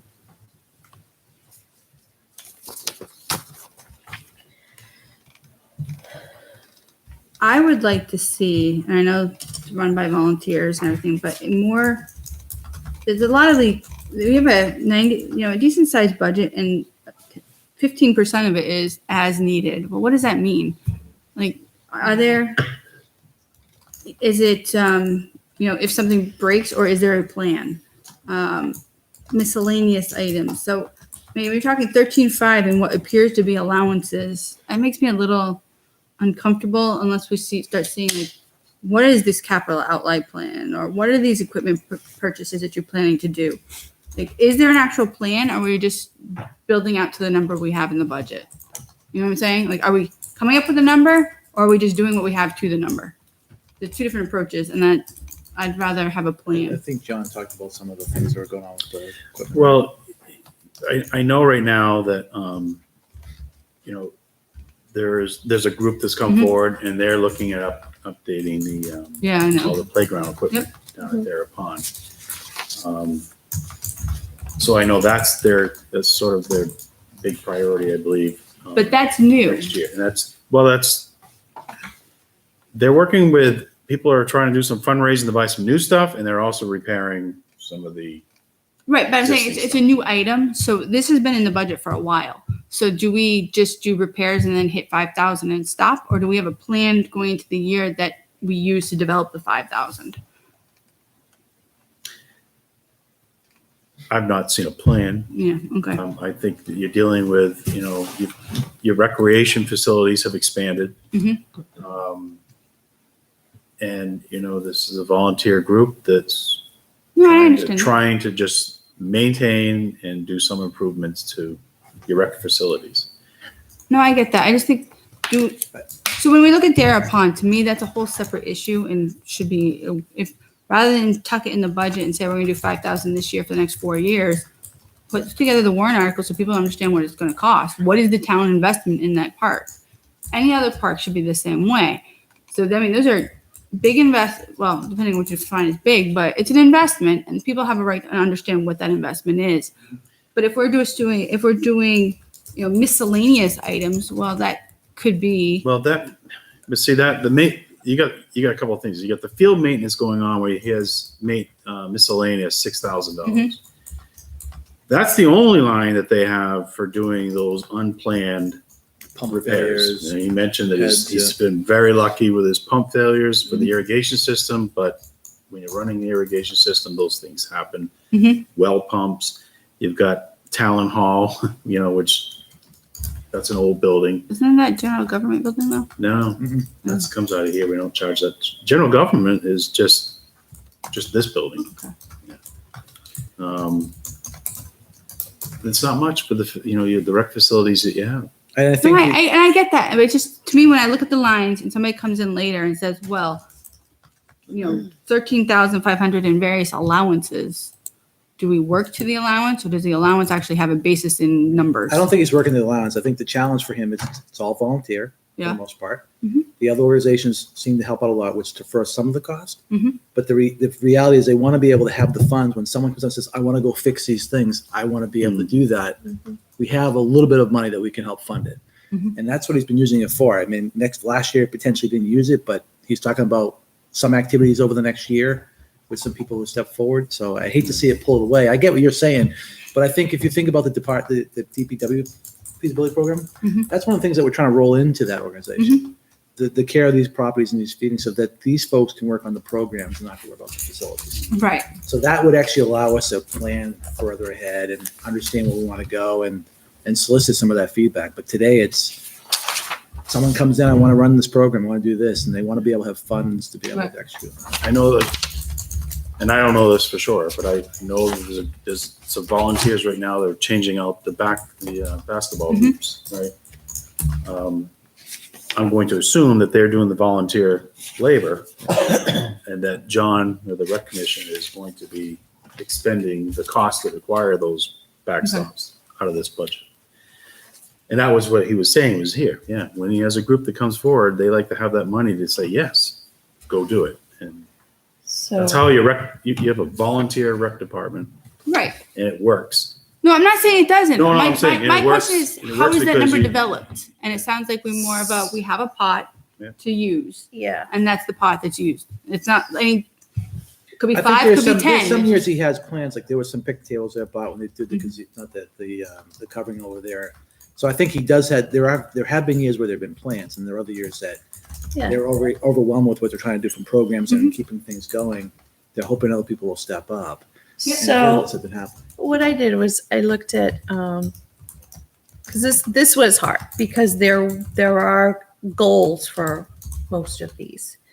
But we know from history, not all of it happens. You know, Winterfest has fallen through for a couple of years. We hope it's going to happen this year. Maybe it will, maybe it won't. You know, the Easter egg hunt, again, it didn't happen this past year, but it happened the year before. So we don't know from year to year which things are going to be successful and which aren't. So I tried to look at this in a little bit of different way. And I looked at what percentage of the budget they request do they actually end up spending. So for 16 and 17, it was 85% and 90%. So I said, all right, well, what if they only spent 90% of this budget? Because some of those great ideas just don't happen. And that's a little under $10,000. And I'm like, oh, that's kind of steep. So then I looked at a couple of things you hit on, and I looked at building maintenance, and that has not been expended at the $4,500 level forever. And I looked at program expenses. Again, there's a hope to do barbecues. There's a hope to do Winterfest. There's a hope. But in 2016, we did $951. Last year was $282. So $1,800 is really hopeful, but probably not realistic. So I thought if we just did a small reduction of $1,500, so that takes about $700 out of building repairs, about $800 out of program expenses, it still leaves some healthy seed money there, but it starts to whittle it down maybe a little bit. So that was my motion is going to be for a reduction of $1,500 to Parks and Recreation. I'll second you. And I know that's, and like I said, historically, they don't spend about 10%, but I don't feel comfortable trying to take $9,000 or $10,000 out Right. of this budget. But do we have is it a new set of people on this committee that's more likely to be completing the things that they? So the committee's the same folks Okay. that volunteer all around town. The folks that are stepping up are new. There Right. are some new families that have come in, they've interested, they have kids of age. So there definitely are folks who are stepping up, but Right. the running of the organization is the same Okay. for consistent people. But Okay. Yeah. five. And they do a lot for just a, they oversee a lot. Mm-hmm. So, Yeah, I mean, this doesn't take away from any the what the volunteers give to the town, of course. But I think if you look at it, the average taxpayer, and when you look at the history of, okay, I'm paying, it's not getting used. At some point, gotta make a difference. I was thinking 750, 750. I mean, what is, it doesn't even have to say programming, right? Electricity expenses, that's, what did we, 2017 was 4,500. What's 2018 expenses? where are you looking at? So electricity, I mean, a little over five. So electricity, because it's wrapped into his whole spreadsheet. Yeah. I don't have, I'm not clicking the link. Yeah, I didn't. I can push it, but it ain't happening. And that was why, actually, that's why I asked if the usage of the building was up, because I did feel that there could be a reduction there. I had 800 in parentheses, but that was because it's tied into that whole electrical Right. thing. I didn't want to play with it specifically here. And as far as the building goes, I think you saw a report from Andy. That building is pretty much occupied from, Well, and that was, what John said. He pretty much went through, it's being used consistently, so. I guess I don't know how I feel about reducing this one because you want to encourage people to get involved and have the money available. And regardless of the fact that I think that the Dara Pond improvements should be a warrant article, there are going to be other areas that need to be replaced and fixed because goodness knows how many swings are going to get broken and other things need to get replaced. And this is hard because this is one of those feel good It is. budgets. Nobody wants to be the bad guy to take away the swing set. So. No, I know. But like So I I think said, from- I was looking at historically. If we stick to historical data, and we would typically take a larger reduction, 1,500 seems in line. Sorry. Any further discussion? News post, brick commission cut budget. We could sell some bricks or something. Well, Right? maybe it's another incentive that if you're going to ask for the money, use it. Yep, people need to You step can't forward. just expect to keep. Yeah, but remember, it's still a volunteer team. If people It don't is. step up, Yep. I mean, if you think about what Jason Brennan's been doing, a lot of that's his own initiative. When he gets Yes. tired, it's done, right? And he's Right. been doing it on the back of a lot of folks donating stuff. Yep. That worked that way well with the rec for a long time too, and it's becoming an everyday task to keep Yep. the programs running and keep the ones that are actually successful running Going. Yep. forward. So Yep. you don't want to derail it, but I get what you're all saying. All right. I'm going to assume we've run our course on this. All those in favor of a $1,500 reduction signify by saying aye. Any opposed? Any Yes. abstain? 610. I'm going to assume there's nothing more for Parks and Rec. Library. Oh, The library representative looks like she left. We probably should, actually. Yeah, we should have addressed it.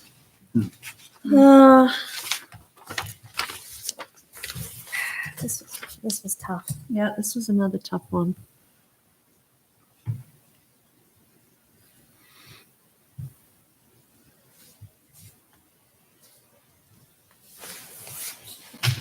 Anybody have any changes? Well, I know we kind of talked about this last time about the whole health insurance thing. Yeah. I mean, I guess if you take a job that doesn't have health insurance, you know it doesn't have health insurance, should you expect to get health insurance? I would say no. So, and I think somebody else brought it up previous that you're going to set a precedence. I think what's interesting is that the town is suffering and facing challenges with trying to hire people, even in part-time positions, because of lack of benefits. And we've struggled to get good part-time help consistently. So my suspicion is that's what they're trying to respond to, having it available if it's something someone needs. But I don't know if there are any openings. So my concern is, and Jen went even further than I was thinking, like when you replace them and then now you're on the hook for a full plan. Mm-hmm. I just don't, and I'm not saying that there's the words entitled and deserved and stuff, and I get that, but I'm also thinking that while it would be appreciated and, you know, it's a nice thing to do, I don't know that this is the sliding in the budget this way is the appropriate way to create a new thing like that. I think when you're potentially putting the taxpayers on the hook for how much is a family plan? I mean, total Oh, about what, the $24,000 now. times potentially 4. So you're talking $100,000 on a $200,000, $250,000 operating budget. Something of that size needs to be discussed and vetted more thoroughly than as a small line item in a budget. So the problem there is the library trustees determine who they hire. What I see as something that we do have control over or can recommend is that do we want to offer a buyout for those employees that don't take health care? So that is more something we can say is something the community should vet. And the community, I assume, would support that because it's $100,000 versus $16 or whatever $1,000. But I don't think we can tell, I know we can't tell them who to hire and how many hours to give them. That's not our No, role. but we could not provide the funding to implement something that they hope to implement. My concern is, Which would be the buyout. yep. But I Because think- if the premise is it's a buyout for people not buying health insurance, well then what does the person who wants health insurance do? There's a buy-in. The converse of that is if there's a buyout, there's a buy-in. Right. And the buy-in is potentially $100,000. That's the thing. I think what they've done is they've classified, their part-time employees as full-timers, means they're eligible for health benefits. It's just that their current census Mhm. is that they all would opt for the buyout. Mhm. It only takes a change in staff or change in something Life happens and they circumstance. could be eligible for the health plan. Mhm. And I don't know, in the school and town side, I know the town side, we don't offer health insurance benefits for 32. 32. I mean, we do, but they would have to pay 50% of the cost Right. in the union contract, not in the non-union contract. I'm like I said, I'm not saying it's not a good idea or something, an avenue that should be discussed. I just don't think this is the way to do it. I think that there's unintended consequences that haven't been considered. And quite frankly, I'm not comfortable with funding. They can keep the program and find their 8,000. I can't stop them. But I can say that we're not going to provide the funding, take it from somewhere else. I'm Because just worried it's a backdoor to health insurance. And what you're talking about with the $25,000 a person, I understand we can't stop it, but Yeah, that's already a given. Either people take healthcare or they don't.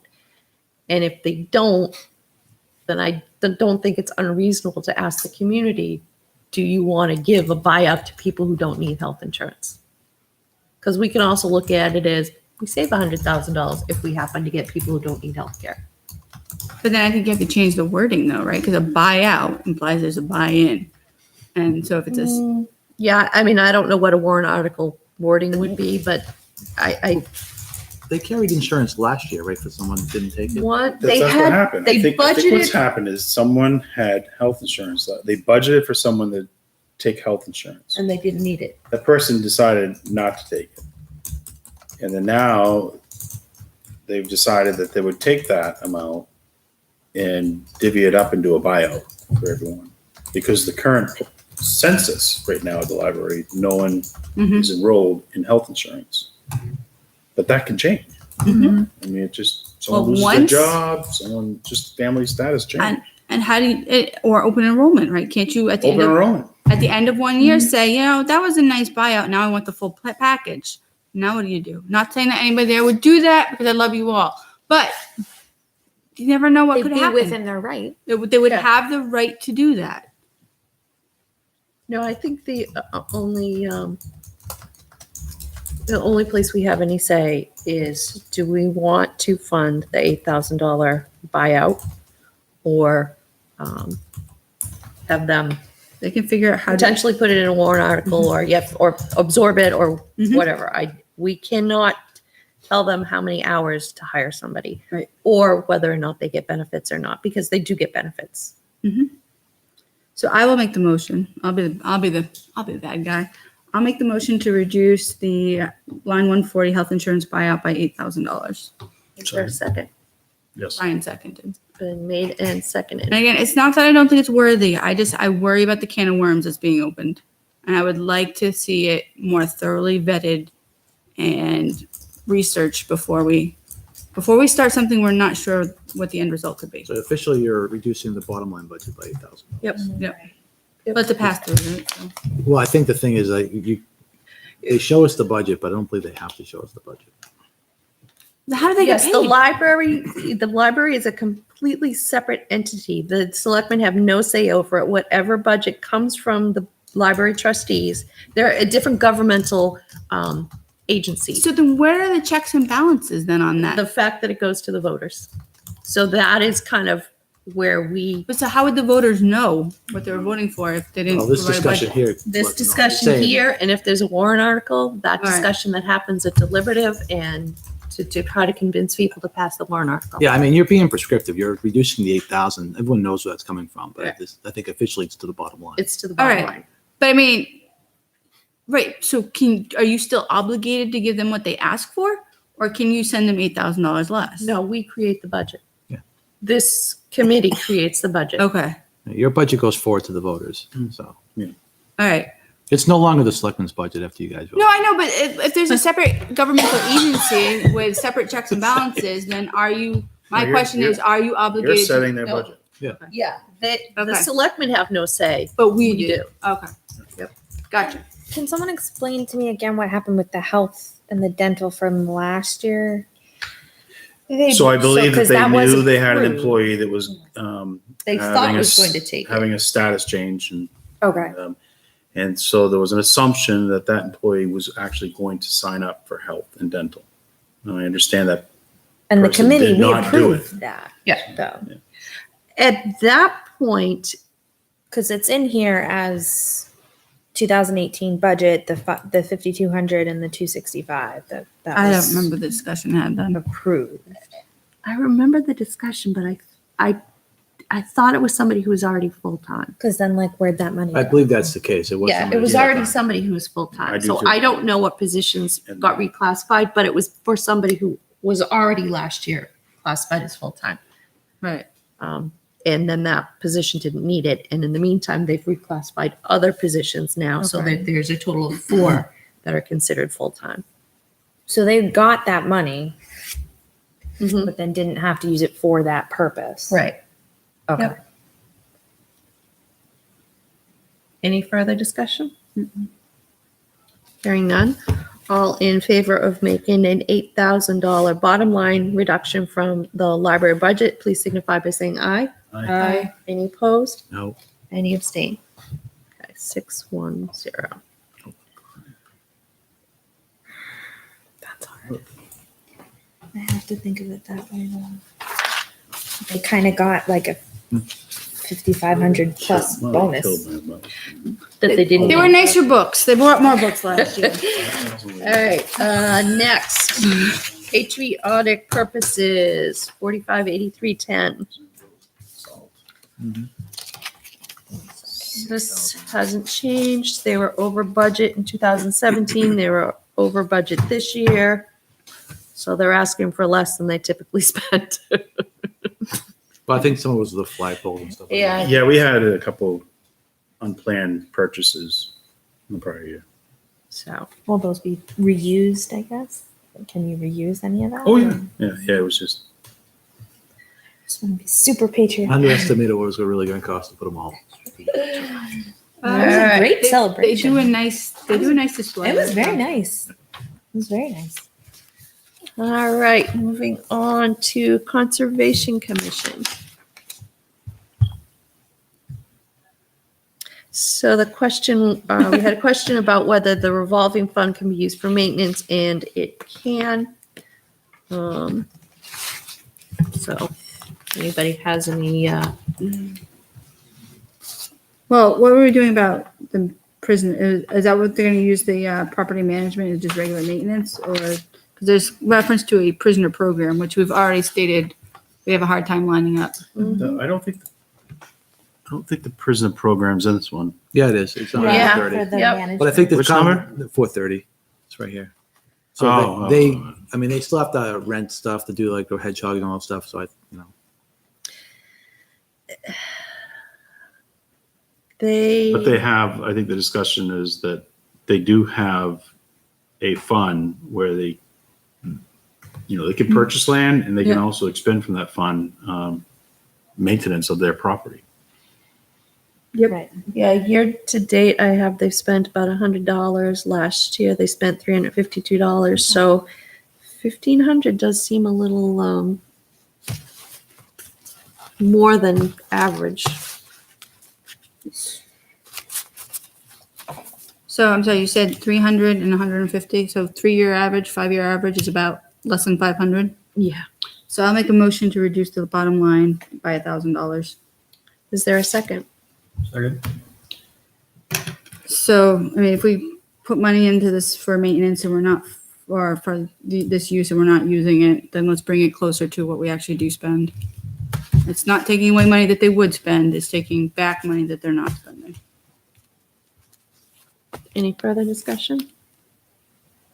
Do we have any idea what the rationale was for?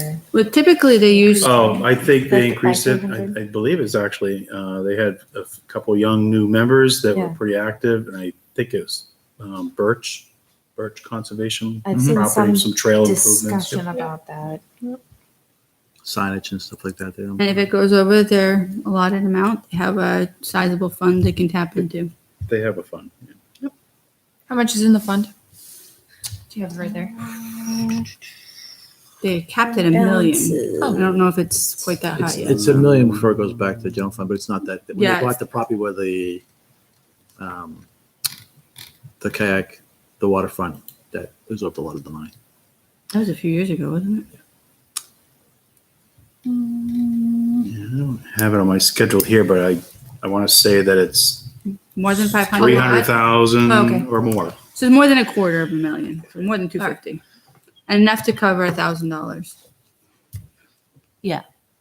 I don't see it here. Is it in special funds? Yeah, it might be with the trustees. Parker I think it is in the You know what? footbridge, I might have an email. unanticipated revenue.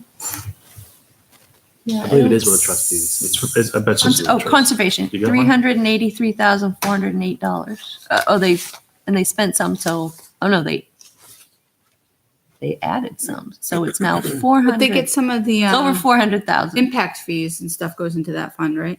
Not the conservation. It's Oh. all Oh. land use change tax Changes, yeah. Okay. revenue. So Oh, when people pay Yes. the land use change tax, 80% goes to conservation, 20% goes to the general fund. Yeah, so they're at 444,000 plus. There's also a conservation education fund that's at $4,000. Well, that would be a youth fishing derby, wouldn't it? I don't know. Anyways, any further discussion? No, like I said, 1,000 is just because we're not currently spending it. And if they needed to and felt they wanted to do some serious investing in their property, they have the ability to do so. Which we confirmed by looking at the warrant article and Mm-hmm. Hearing no further discussion, all those in favor of a $1,000 reduction to Conservation Commission signify by saying aye. Aye. Any opposed? Nope. Any abstain? So 610. The next one's a toughie. The next one's a tough one. Debt service. Well, it does have a debt service in there now for the. But it's not like I can do anything about it. Yeah. It's true. The voters voted for it. Voted. All right. So I was not keeping a running total, so I don't know. About $32,000. I actually, I think I captured it also in the summary of the budget. You got 32,800 if I captured everything right. So now you're well below the cap tax. Yeah, so we're about 20, sounds like about 25,000. You made $32,800 in reductions. You are now $29,027 below the tax cap. Where do we stand relative to the default? I haven't calculated default yet. yeah, good luck. And now, and Very again, happy. remember, when we say you're below the tax cap, we don't have that warrant article for the health agencies. Right, which is So what was the health agencies, about 40,000? And the tax cap, you have already assumed the police union contract at 40. At 40. So that's an assumption. So it still That's an could be assumption. different. right. So if the police contract does come in the vicinity of 40 grand and the health agencies are funded at 40 grand, you would exceed the tax cap 10,973. Yeah, but I mean, that's an easy one. The budget committee, some Well, of us will and- not vote in favor of the health agencies and let people vote their conscience. Well, And then- That's No, correct. there's another alternative too. Like I had a lot of places that I decided to skip over tonight Mhm. because I wanted to see where we ended up. So there are places that I personally could go back and I think we could make some additional cuts. So that's another You possibility. could do that. I have a hard time supporting $40,000, so go ahead. Well, okay, but I'm just saying there are a couple of alternatives. I think you're best to send it to the voters, let the voters decide. I just think that size of one is going to be a problem. And I it don't know if does- you break it down into like types of funds, like This one does, kids. This one does families. This one does this. I don't know. Well, I think when we present the warrant, we'll do the high level of what all these organizations are and what they've But it's asked all or for. nothing. No, the deliberative, they can reduce it. So It's still gonna be all or nothing. I understand. I wish Get the it? library person. You want was us to, we still can't here. create Yeah. 15 warrant articles though. That's the only. Bill, they'll come back. I totally could vote for 15 more. All right, so And if we did what we had to do. School? Or we're good for now? let me just take a peek. I don't think that I had school. Yeah, you have general update and budget Oh, I did. presentation schedule. Yes, so I don't know if there's a general update. I know they did. The only thing is to bring up the. Sinkhole.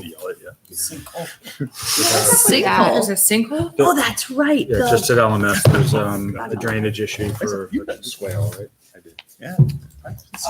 Just an outflow, I guess, so it went under the road and it collapsed a little bit, The Yeah, I've seen it. boulders, the Moved. sand washed out, washed out around it. boulder collapsed, it crushed the pipe.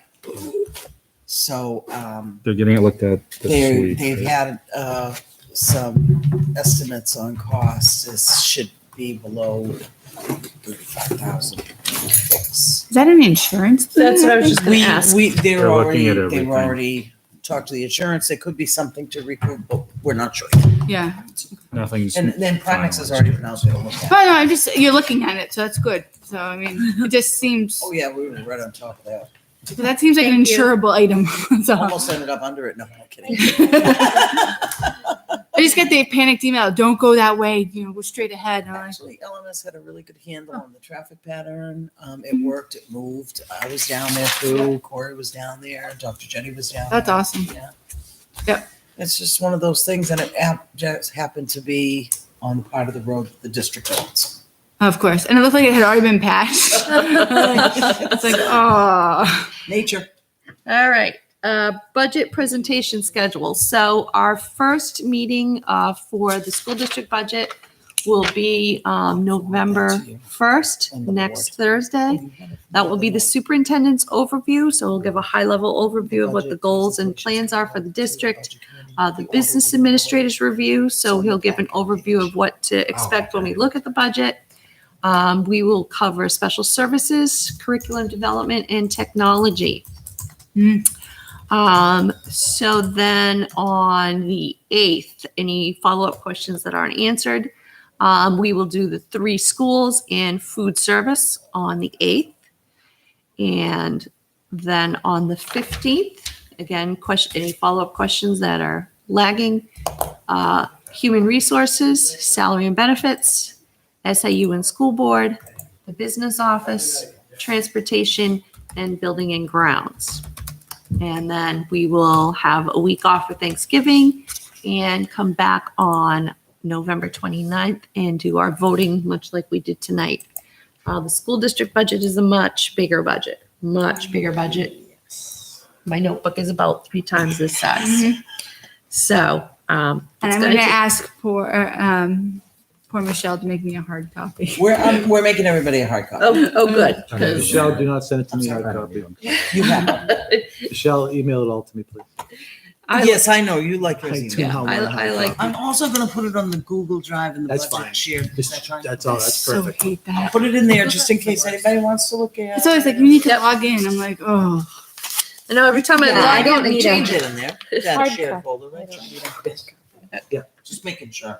Yeah, if you share it out to us all Nikki again. doesn't need a hard copy either, she said. Are you sure? Well, I'm making them anyway, so in case, because I've had people decide they didn't want. Decide one, they didn't want after, one, and I'm because not it's gonna so- do double It's a lot of duty, so. pages. It's a lot of pages. Yeah. It's helpful to have it in writing, especially when you want to write notes. So Yeah. See? See, I do it like, I just do Lots of pen notes. notes inside of the it's a online. lot of information to digest. I just think of the trees. man. Apparently it doesn't matter. But it doesn't matter. I'm sorry. All right, any member input? I didn't think you did. I love you Any all. public input? Our next meeting is next Thursday, November 1st. Is there a motion So to made. adjourn? Been made and I'll seconded. get it to you. Okay, thank you. Made by, I'm sorry. A little talking. Sorry. made by Carrie, second by Nikki. All those in favor say aye. Aye. We are adjourned. I'm sorry. Who made it? Carrie?